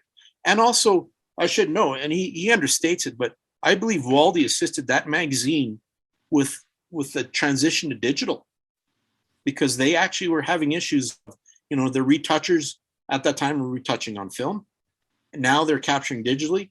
And to get skin tones correct in digital was difficult in those early years. And Waldy worked behind the scenes a little bit to assist that organization to get their digital transition going. And he would help them with different testing. And I'm kind of proud to brag about my buddy helped with the digital transition with Playboy behind the scenes. Interesting. And you've kept touch with some of the cheerleaders over the years too, haven't you? Yes, I have. And said, now some are audiologists, lawyers, working on being physicians, and some migrated to a different cheer team, the drill crew, which were part of the lacrosse league cheer team, right? Oh. They friends with them, and even up until 2019, pre-COVID, the alumni got together for the Calgary Grey Cup, because I used to travel with this team too. That was the other coveted position I had. I was the only male that traveled with a complete team of cheerleaders to the Grey Cup. Our Grey Cup is your Super Bowl, right? And so they turn it into a Canada-wide festival. So all cheer teams are invited, and they make it a Canada festival, right? And so all cheer teams perform at the Grey Cup. And I escorted my cheer team 10 times to the Grey Cup, and great stories, and maybe a little bit of chaperoning that was involved, but mostly documenting the team. And I've got hundreds of images that'll show up maybe in a book someday. Fast forward to 2019, hanging out with the alumni. They got together and did a new dance routine, and it was like an old high school reunion, and seeing all those very familiar, friendly faces, and it was great to see them. Yeah, interesting project. So let's keep moving here. You have received several awards over the years, including most recently the Air Medical Crew in Full Personal Protective PPE for COVID-19. Yes. Photo that was the 2021 grand prize winner of the Helicopter Association International Photo Contest, I think, on that one. And you also were second place in the 2020 Vertical Magazine Photo Contest with a photo called ARHT Sunset Setup of two Leonardo 139s. Yeah. And you've also had several association awards that were recognized as one of Calgary's top 40 under 40. Yes. And then, so congratulations on all those, but tell us a little bit more about them. Thank you. Well, I don't brag enough, perhaps, lots of tangent on social media. Maybe we'll speak to that later about, I'm not a selfie kind of guy, but my work, I've entered a few contests, and I've the latest win was this image, which is the image for Helicopter Association International Rotor Photo Contest. Yeah. This one did not feature an aircraft, but rather featured our crews in action. This was a setup shot in Oceanside, California, Mercy Air Crew, rehearsing their brand new PPE protocols as per Air Methods directive that afternoon in April 2020. This is a crew that I got them to cooperate and to set up the shot. And that's even our mock patient is the medical director, Dr. Sloan, who was guiding me that. These are strange days back in early COVID, March. Yes. Yes. And I knew I needed to get a shot of something going on. I couldn't shoot a real patient, but Dr. Sloan convinced this flight crew to work with me to create this image and be representative of what was happening. And so we pulled this image off, and I submitted to Ames, as well as I submitted to the Helicopter Association International Rotor Contest. I got grand prize, and it was a big honor from HAI for that. And many thanks to Gina and to Dan at HAI for recognizing this, an image without a helicopter. I've always been kind of square peg trying to go through a round hole, and no helicopter image here. You noted a win from previous where, a contest sponsored by Bell, and I still got second place with my Augusta photograph. Right. Yeah. And then you also noted the fact that, I did get some recognition from Ames. I've received 2 President's Awards from the Association of Air Medical Services, both from President Sandy Kincaid Hutton, as well as then later on in 2016 from Dave Evans. Yes. Chair. And those are pretty proud moments. The 2016 one was a huge surprise, and that was a big deal. One of the other really proud moments was, was the top 40 under 40 recognition by Calgary Magazine. And, this was, of course, a long time ago in a galaxy far, far away. But, when I was shooting for stars, you can see my little badges on my right arm and my Ames badge on the front, and a BK 117 in the back. Yeah, this was pretty good recognition for 40 people within Calgary. Of course, I was on the same list now as the mayor of Calgary. So, but I got the 2-page spread. He only got a little. Mayor Nenshi only got a small. That's fantastic. I mean, I think that COVID picture, I think, just really captures a moment in time with what crews have been going through. And like each of these podcasts, I'm going to ask you that about COVID too, but it's just, how it's impacted transports, and early on, it seems like no one knew, people weren't being transferred. Then there's been numerous transports of smaller hospitals not being able to take care of them, and crews having to transport these patients. So, yes, and I'm, I was just in Arizona with Guardian Air, and yeah, there's a lot of strains on the air medical system. I see it as a civilian.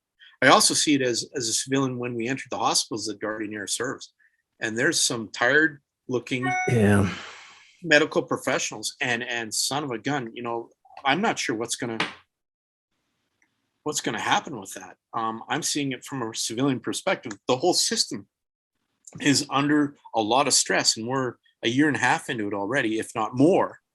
Yeah, this Delta variant has really thrown a loop, I think, at everybody, and how much more virulent it is. And now you're seeing a lot of kids. Yes. There's an article out of Idaho that they're, having to cut back on other services because they have so many COVID patients. I lost 3 American friends to COVID. Yeah, one was a documentary photographer from the Burning Man doc team.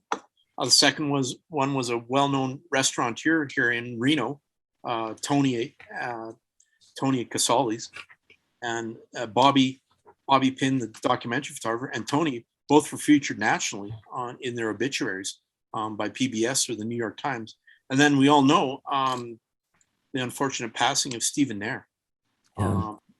Good grief, sad, and I really appreciated Stephen and his artistic work, with Tipsy Candle Company, that he was doing.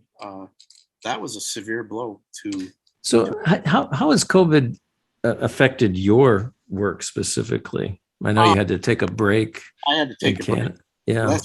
And then obviously, I was able to, I know my ins and outs around an aircraft and PPE procedures, but just the reluctance of programs to even bring on a third rider and Yep. the difficulty of that.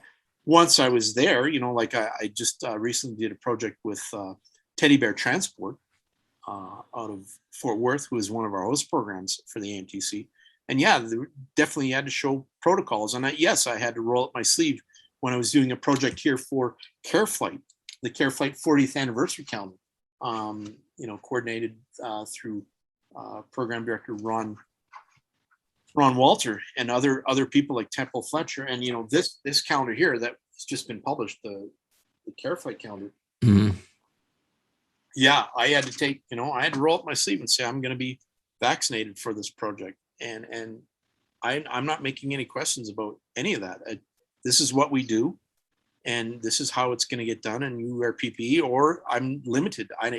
I've had to manage through it like everyone else. And is that affected, Mark, getting back and forth from the United States and Canada? Because I know that Canada wasn't accepting any U.S. citizens until just recently.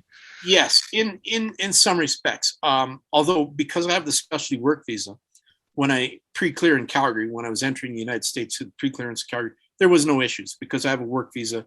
It's even a medically based work visa. And if they were going to ever ask me questions, well, I'm here to help with illustrate the cause of COVID and what it's doing. And I've got a grand prize photo to back that argument up. But I've never been questioned. I have limited the back and forth nature of it. I used to return to Canada, every month sometimes because, there's convenient flights out of San Diego, anywhere back to Calgary. Now those flights are limited. So my travel options are limited. My travel medical hasn't been affected too much. Allegedly, I'm not covered for COVID, but because I'm vaccinated, then I would be understood by my travel medical that I am. I guess, one plan was, well, if I caught COVID, maybe I need to step in front of a bus first, and then I'd have a traumatic injury and I'd get transported home. It has affected, and it's affected many of my my cohorts in this industry, and I'm concerned that they're working damn hard, and I'm glad they were recognized, through my photography. But yeah, it's easy for anybody. They're tough times. It's a little iffy right now in a lot of meetings. Some meetings being canceled. AMTC still on. We're hoping for sure that the Delta thing will have subsided, but Texas has been hit pretty hard. Yes. With the Delta variant. Yes. So back to photography a little bit. I love talking to photographers, but how have you seen things changed over the year? I'm sure digital is one of them, and you touched on that a little bit, but do you still shoot with film occasionally? Are you gone totally digital? And what are the advantages and disadvantages of digital? I went through the big transition, of course. I learned through chemicals and film in art school and started shooting commercially with chemicals and film. Yeah. Commercial photographer. And then by 2005, I had to make the transition over to digital, both for the fact that it was speed of on a cheerleader counter, that you're not shooting film anymore, and that you've got now you have already like an instant scan and you're able to retouch it quicker. That was a push on the cheerleader side. On the air medical side, well, film was still advanced versus digital in the early years, where some of the films were better in low light than digital was in those early 2000s. And so I still shot a little bit of film. Then I transitioned to digital as my second digital camera got better. And each generation of camera gets better in low light. And that's what I shoot a lot of in low light. I don't use flash, right, when I'm shooting my air medical. One, because you're bringing attention to yourself. Two, it's then a patient privacy issue where you're bringing the patient's aware that they're being photographed. I don't go there. Low lighting is better in digital.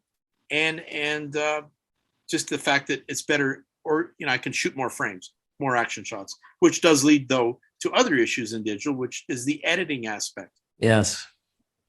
I'm now shooting thousands of frames, and the latest project I did, I shot 11,000 plus frames, and I got to weed through that because now I'm shooting important action shots with multiple resources assembled.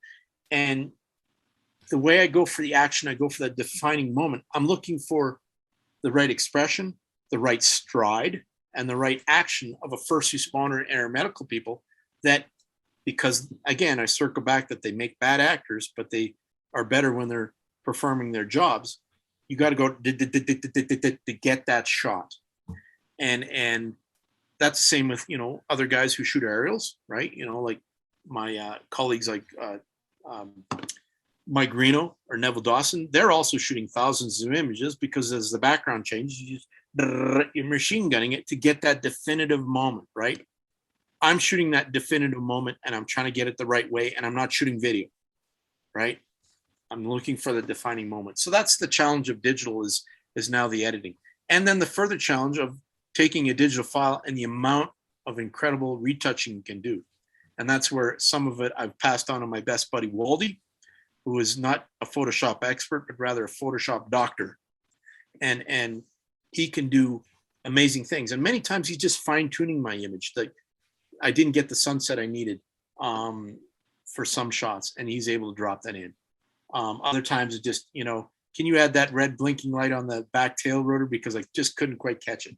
But I still do the water effect, and I'm known for that in my imagery of my setup shots, is laying down water, and that's liquid Photoshop. So yeah, I mean, it must be hard. I think that is the downside. I think even when I take pictures, because you can, like you said, you had 36 photos and they each cost you money, yes. And, you can just fire away. And even on I think the iPhone, you can set it to automatic and it takes 10 photos, but then, inevitably spend all this time. Oh, wait a minute. What is, if it's a group shot, where are they blinking or that, and it's like, a lot more work in editing. I mean, and well, it's not really editing, it's finding the right photo of all the photos that you've taken. So, and I can find it in an air medical situation because I'm looking for the rotors the right way. I know the stride. I can pretty well see it quickly. Yeah. Those group shots, that is tough. And that's where I give my blessings to wedding photographers. They are definitely doing a lot more groups, and they're looking for the right smile. Yeah. And that's very important. And that's where the defining moment that I circle back to 1984, that a photographer came to the farm, a commercial photographer came to the farm to photograph my dad. Thank goodness it wasn't a wedding photographer because I might have gone down that route. Yeah.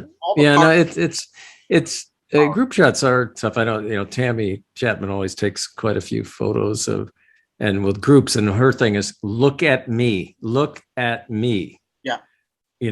Don't look over here, over there. And then the other bad thing is, when several people are taking photos and then your photo, everybody's looking this way or that way and not at you. So wedding guys and their challenge. All the power to wedding guys. Yeah. So what kind of cameras do you use now? Canon. I'm a Canon photographer. And I generally just, when I'm flying on board a ship, I'm probably only taking two lenses and maybe 2 flashes or no flashes, because I'm trying to keep myself at 100 kilos.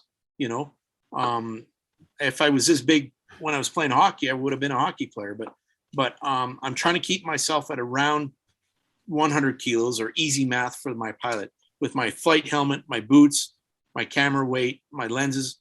I just shoot a Canon wide angle and a medium zoom lens when I'm on site. When I'm shooting my setup shots, which I'm known for, where I put water down, I will have all the flashes and all the camera stuff I need in one camera bag with 2 stands, because I've traveled internationally. So when I'm shooting a setup in New Zealand, that's just the gear I carried with me. 1 carry-on bag and 2 stands in my checked bag. And I'm pulling these shots off with, liquid Photoshop on the ground and just lighting techniques that I'm not trying to light the whole aircraft. I'm just trying to light their logo or the tail. and using some of the available light of the sky. That's, again, coming from my commercial background of in the 1990s of lighting things with extra lights if you got them, utilizing the available light if you've got it, and not counting on Photoshop to solve all your problems. Yeah. They have Photoshop at that time. They had a process called Cytex back in the mid 90s where they'd scan the film and then they would put it on a Cytex, which was early Photoshop, to retouch it and cut things out. And that was expensive. That was, $250 an hour or more at that time. And so I avoided Cytex or Photoshop charges. How is the process now with taking, like, people taking slides, or they still have the negatives, is digitizing that? Has that improved over Yes. the years now too? Software and equipment. Scanning itself is an art of itself, of taking what was recorded on film, because you got to remember, standards are set by film and Kodak and Ilford and Fuji years ago to make sure that on their film, whether it was Kodachrome, Ektachrome, Fujichrome, that blue sweaters were blue, right? Or skin tones were skin tones. Yes. And they went through many, many hiccups trying to get their colors correct. And there were certain standards based on light levels and chemicals to make blue sweaters blue and skin tone skin tone. The same hiccups happened with digital, as I explained that Waldy was trying to assist a magazine with skin tones, right? So there was a lot of work to get your colors right and things coordinated with digital. Just as standards were set with film, standards and color profiles had to be set by the digital industry. So I usually, sometimes I'm capturing on sRGB, but most times I'm delivering files on Adobe RGB. So if those watching your podcast will know what I mean, because Adobe RGB is now kind of set standard for artists.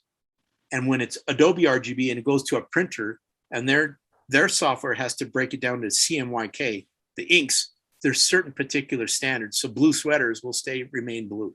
Yeah. Interesting. Yeah.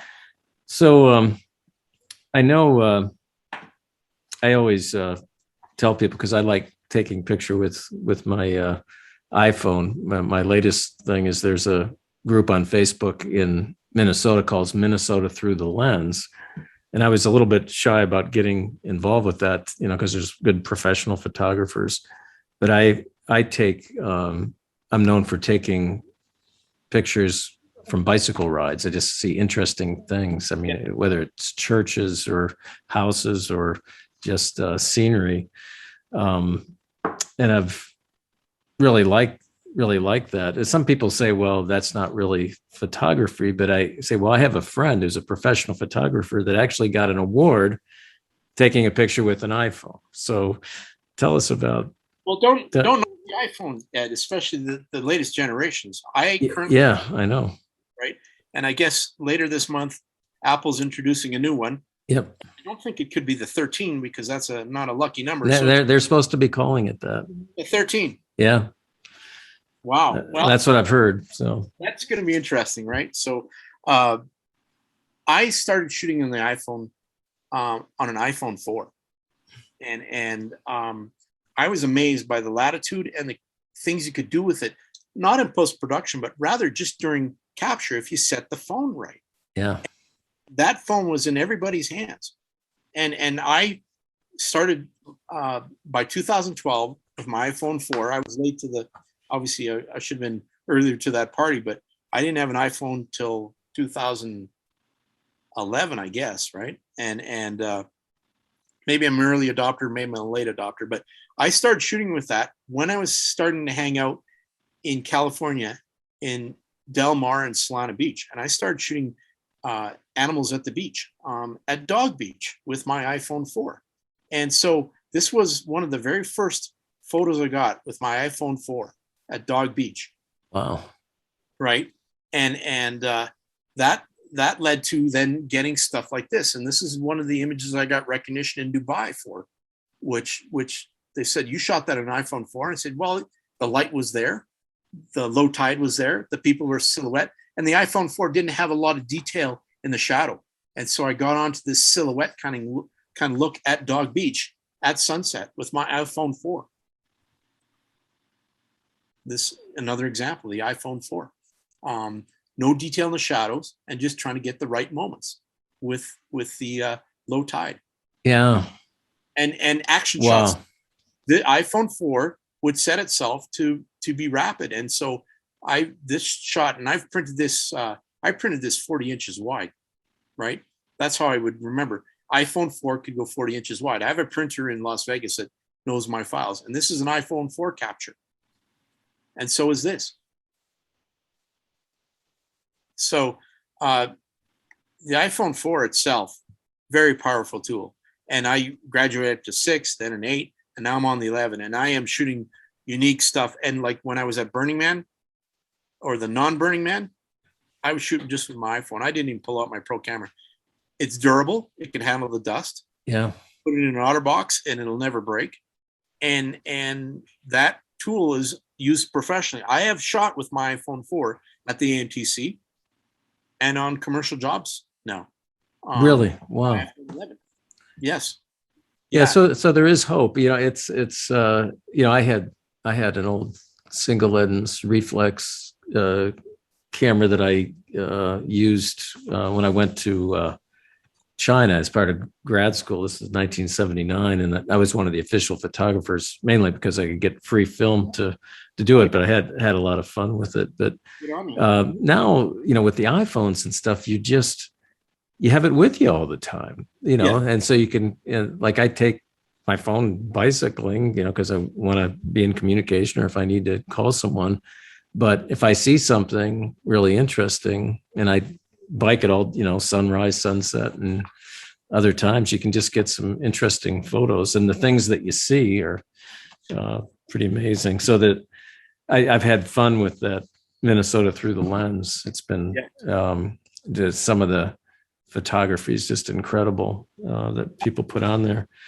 I know, being a professional photographer, you pre-release in low resolution, and then because you're professional, you want to provide the high res to the people that are paying for them. Is that how that works? Or that's basically it. Now there's different ways of approaching that sort of thing, but low res is then easier to share.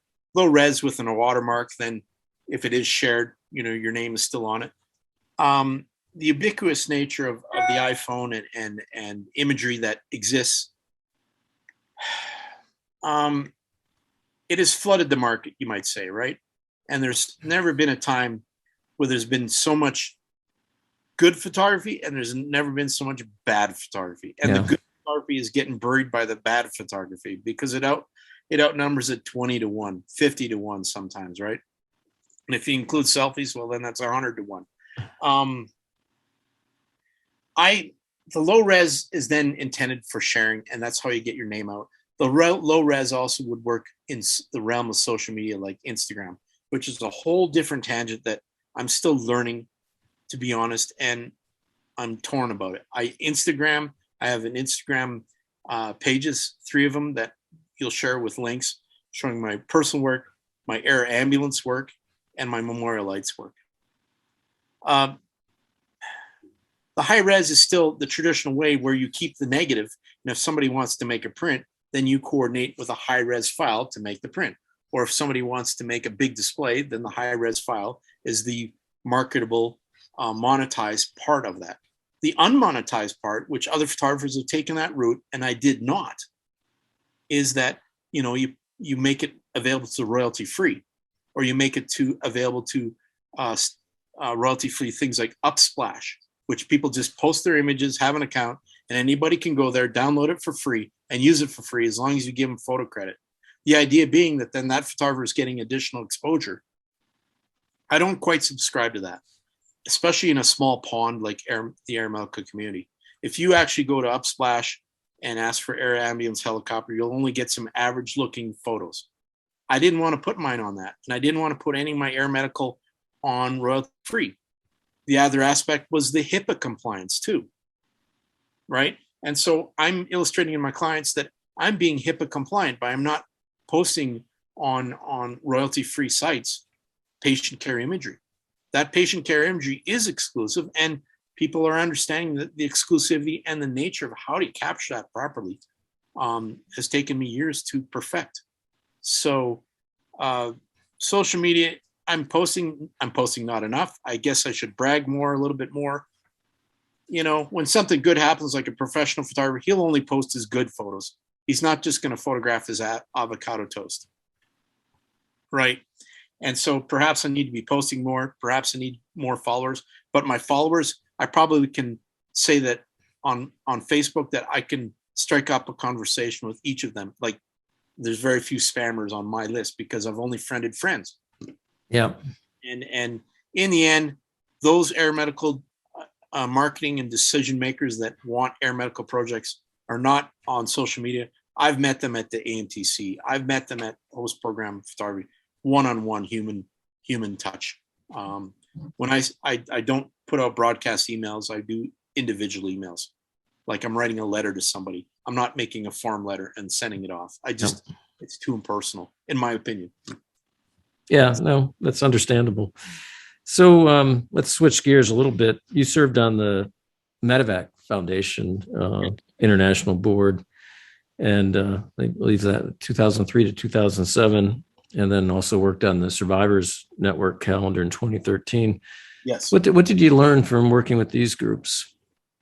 Well, working with these groups is the fact that I met some very influential people within the air medical community, you yourself included, Ed. And I was also at the board level. Some of those board meetings, as you know, went on and on, right? They were long affairs over the weekend, but they were unique affairs that, me being possibly one of the younger guys at the table, I was all ears to understand how this all kind of worked within an American system. As a Canadian and watching other Canadians on the American system, such as Dr. Greg Powell or Linda Powell, Dave Evans, Mike Lamacchia, these Canadians were providing insights, and I was all ears, and providing artistic insights to the foundation, right? We need a logo that looks like this, and I remember, as I was getting to know Craig Yale, he's got an artistic angle too, and he made a logo, and I gave him an art school critique of it, right? I said, no, strain your eyes at it and look at it, and that doesn't say what we want it to say, and I was like doing an art school critique. I was providing that kind of insight on the artistic side on a board level, but mostly listening as to governance and stewardship, and learning a lot about that, and also making friends in the board. Lifelong friends and international. This is how I met Ian Badham, Dr. Andrew Barry, and Dr. Russ from Orange, right? These are how I met these people, and they are grand influences upon my way I conduct myself within the air medical community and my corporate approach to photography. And then I'm able to give them some artistic insights back. I critique their photos, or I speak them as to how to take better pictures. So that was the foundation board, and I've used that governance on other future boards that I've sat on, and the current commission I sit on. So these are grand influences. And you've had several. You've named so many of them, several influencers over the year too that have helped you in your career. So that's it's a long list. Craig Yale is like a mentor to me. And I appreciate mentors. Dr. Greg Powell, Linda Powell are mentors. Sandy Kincaid Hutton, now Sandy Hutton is a mentor. Dr. Kevin Hutton, who's the chair of the Medevac Foundation, who has become a great friend. All mentors in my air medical career that have guided me to make better decisions, to make better photography. I don't know. Craig might be a little upset with you because he was the longest podcast that I've ever done. This might be bumping up, or it might have surpassed that already. So, good. So, what do you like to do for fun? Well, going to Burning Man, puttering on my RV, applying my farm background of fixing things. I've turned this 1978 Dodge Tioga into something kind of artsy. It's all painted white, and it's a unique thing. I've got it set up so I can have shades on it, and I like that kind of puttering, and I like doing electrical wiring. There's a logical step to it, and there is a project that Kevin Hutton has in Mexico where I'm the chief electrician on a camp that we're building. So I'm learning about solar and converting that to 110 volt and the aspects of doing it Mexico style without any inspectors. I like puttering, like that sort of thing. I like watching movies and documentaries for sure. There's some amazing stuff on Netflix. And I'm hooked on those documentaries and HBO documentaries. They're pouring a lot of money into some of these documentaries, and they're amazing. And I just cannot say enough about some of these. Yeah, I taped the show. It was on last night. I think it was MSNBC, where they had interviewed a number of people after 9/11, and then they interviewed them again. Sure. I think it was a 2-hour special. I haven't seen it yet, but I taped it. Yeah, there's the 9/11 documentaries are coming out for sure. Yeah. So on your relationships must be hard for you because of all your travel and you're in different places. Yeah. Is that that's one part, tough to dwell on that. There's been on that. And I covet, I'm jealous of other photographers who have, got a partner in life that is part of their photo team or is just behind them 110% behind the scenes. I'm jealous of that. And, I tried doing that in art school by finding a mate and starting off that way, because I know of other art school couples that have flourished in their business because there's a yin and yang, or there's a creative process. And then there's just a partner in your life to maybe have more fun instead of working all the time, and finding that you love your RV because you're working on that. That has been tough. And, maybe that's why there was the Memorial Lights after a bad heartbreak. I take them hard. It's not easy, and I'm just looking for somebody to be on my team. Yeah. I've taken several shinings to there's amazing flight nurses out there, and I'm still, hopefully they're watching this. I really like them. And I think they're amazing. So Mark is available, everyone. So, yeah. My single thing, I had a cat, and that little kitty cat, Boo Kitty, who I had since 2006 or 7, she was my everything. She was ironically probably one of the longest relationships I've had with a female, apart from my mother or my sister. And Boo Kitty was really important to me. And she even traveled to California, and she was fostered by Kevin and Sandy Hutton for a while. So, I'd be house sitting for them and watching the dog, and Boo Kitty was there too. And she didn't travel to other places, but she traveled to California. Then I brought her back last year to Canada, and she was with me during COVID. And very important little kitty cat, small in nature, independent, sometimes cranky, but always slept on the foot of my bed. And unfortunately, she went missing this past July. Oh. And that broke my heart. She was my little rock, and it's taken me several weeks to kind of get through that. And I understand people who lost pets before, it's serious, and I knew that was coming for me too, but I just wasn't expecting it. So how old was she when she was? Yeah, 14, and she was acting younger. She was getting into her groove again with my mom and dad, and she was lost outside. And yeah, Boo is important. And I know the loss that other pet owners have had, and it's traumatic. And I just haven't made a tribute post for her on social media yet. I should, like Waldy lost his dog Oscar, and he wrote a letter to Oscar. And I know Tammy lost her pooch, and her horse. Yeah, these animals are important to us. And I'll write that tribute to Boo eventually, but it just stung too much. And I love the iPhone, but once in a while they would pull up those memories all of a sudden, like, oh. Yeah, I know what that's like. I have a cat, I have to close the door because he likes to photo bomb, bomb in the background, running across when I do things. So when I'm recording a podcast, I keep him in the other room. So Mark, I think we are going to set the record. So is there anything else that you'd like to talk about that we haven't mentioned? I want to continue shooting the air medical community. I want to expand that more. I think I'd like to do more portraits. Some of the old timers, I'd love to do portraits. Some of the relationships I've garnered, I'd like to keep expanding that.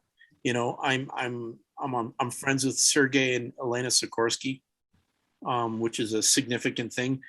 And they wrote a dear, wonderful letter of reference that was part of my green card application. Oh, and great. it made me blush when I read it. And other letters from other individuals made me blush on that. I'd like to continue shooting, obviously, in my community. I'd like to expand the Memorial Lights, which I'm doing this October 30th. And, there's some pressure to make it happen, but I love installations, and I'm Burning Man trained, and I'll make it memorable for the Water Fountain Park. You just see people say, hey, that's where, they filmed Logan's Run, but that's also where they had Mark Mennie's Memorial Lights. Yeah. I'm going to do that. I want to continue travel more. I want to continue I'd love to live in Dubai part-time if I could. Really? The way it works there, I could do it at least part-time. I'm working on that, once Expo subsides, because it's pretty crazy time right now in Dubai for Expo. It's a city of the future, but it's growing. And to get around Dubai is amazing. You don't really need a car anymore. Eventually they'll have the flying taxis first, that's where it'll happen. But I also would like to,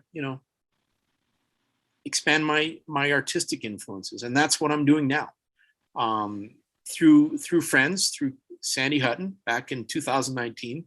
She was friends with the council members on the city of Solana Beach. Oh, yes. About 20 miles north of San Diego, a wonderful little beach community.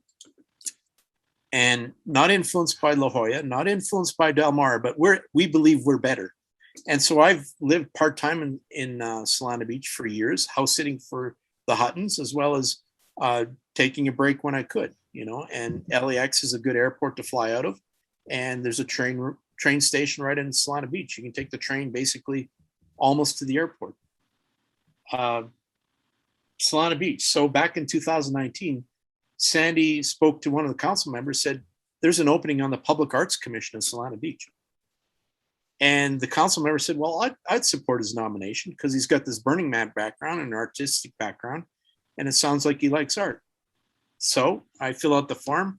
I was nominated and appointed by the City of Solana Beach Council in October 2019 to sit as a commissioner on the Public Arts Commission of Solana Beach. So I was sworn in December 2019. So as a Canadian, I'm swearing in on Bibles and swearing to protect the Constitution of the United States, the Constitution of California, the people of California, and then I also, right in front of the city secretary, I said, and the Queen. Yes. And I've sat as a commissioner now on the city of Solana Beach, and being a public official and circling back to the governance I learned through, the Medevac Foundation and sitting through Ames board meetings and understanding sometimes there were conflicts and how you guys solved it, right? And sometimes not solved it. And I didn't like, sometimes the way it worked out. I learned from that board experience, and I am applying it to my commissioner experience. I really am. And that I'm helping now in the temporary arts subcommittee, and I'm trying to coordinate new pieces of art around my town. I'm trying to help my city councilors understand the aesthetics of a town, because I had my friend Paul Hanlon back in Alberta. He's a city planner, and he influenced me years and years ago about why sidewalks are the width they are, why there's setbacks, why can't you build this and that, right? And I'm applying that experience too as a commissioner on the Public Arts Commission to help people understand we do little things to improve our city and the aesthetics of it, we could, my hope is to turn Solana Beach into an art destination that you get there by Amtrak. Yeah. Wow. A wonderful station. And we're right down the line from Los Angeles. And, I'm, not that I'm an ad. Well, yeah, this is an ad for Amtrak. I do travel by Amtrak when I can. I love the train, and I can get work done. A regular class seat is as big as business. You get power. You can walk around, and you can stop and you look out the window and you see stuff. So, as a commissioner, I'm pretty proud of that aspect. And there I am. Oh, there you are. Yeah, sitting in front of an American flag. But that's what I've been pursuing a little bit, and writing reports. Again, based on my foundation board experience. And that's great. I mean, it's something different, but yet related, in what you're doing. I hope to apply that too. Kevin and Sandy Hutton Foundation are working on some new big things, and future announcements like the next Patient of the Year recognition at the AMTC. They sponsored this calendar, the Care Flight calendar. Mm-hmm. Foundation, and they've got other big plans, and I hope to assist them with that based on my experience. So Solana Beach, other places are in my future, Dubai, maybe a little bit of the Bahamas. Again, circling back to I'm single, and so that's where I'm at, and there's big things at play. So that's fantastic, Mark. Well, it has really been a pleasure having you on the podcast. And I just loved learning new things, as I said earlier, about people. And you're certainly one of them, because I've known you for many, many years, but didn't realize all the stuff. So you were my first American chair. And that's right. You volunteered me for the CPR committee when I was only asking what it was. I was only making an inquiry. So, you're on, man. So thanks for years of experience of providing, different insights to the air medical community, the Ames board, and now your work in media. And this is extremely unique. It's been fun, and I started the video stuff too. And you showed that we could do some things you can't do on audio, because you can show some pictures and stuff, but it's been fun, and I think I actually started all this back in 2009. I was between positions and was doing podcasts. I was doing it for bicycling and skiing too, but I just really enjoy interviewing people. It's just something that's fun to do and learning about them. I probably wouldn't be good for regular news broadcasts because they'd be cutting my time, but I think you need to take the time to really learn about people and to understand. So you do. And the podcast itself is growing, and that's another tangent. I'm working with my investigative reporter friend Steve Gregory of KFI, and that's taking me down new avenues, and I've yet to post it, but I followed him on a trip to Venice Beach where he was interviewing homeless, and I was shooting photos to supplement the podcast, the radio interview, so then they put people to the website. And I have photos there that complement Steve's podcast. And I'm definitely I listen to a lot of different podcasts. I really enjoy just some things you can learn that you can't on regular media because they're always under time constraints constantly. So you're onto a good thing, Ed. Yeah. Well, thank you. Thanks again, Mark, for being on the podcast. It's really been a pleasure. You bet. Thank you, Ed.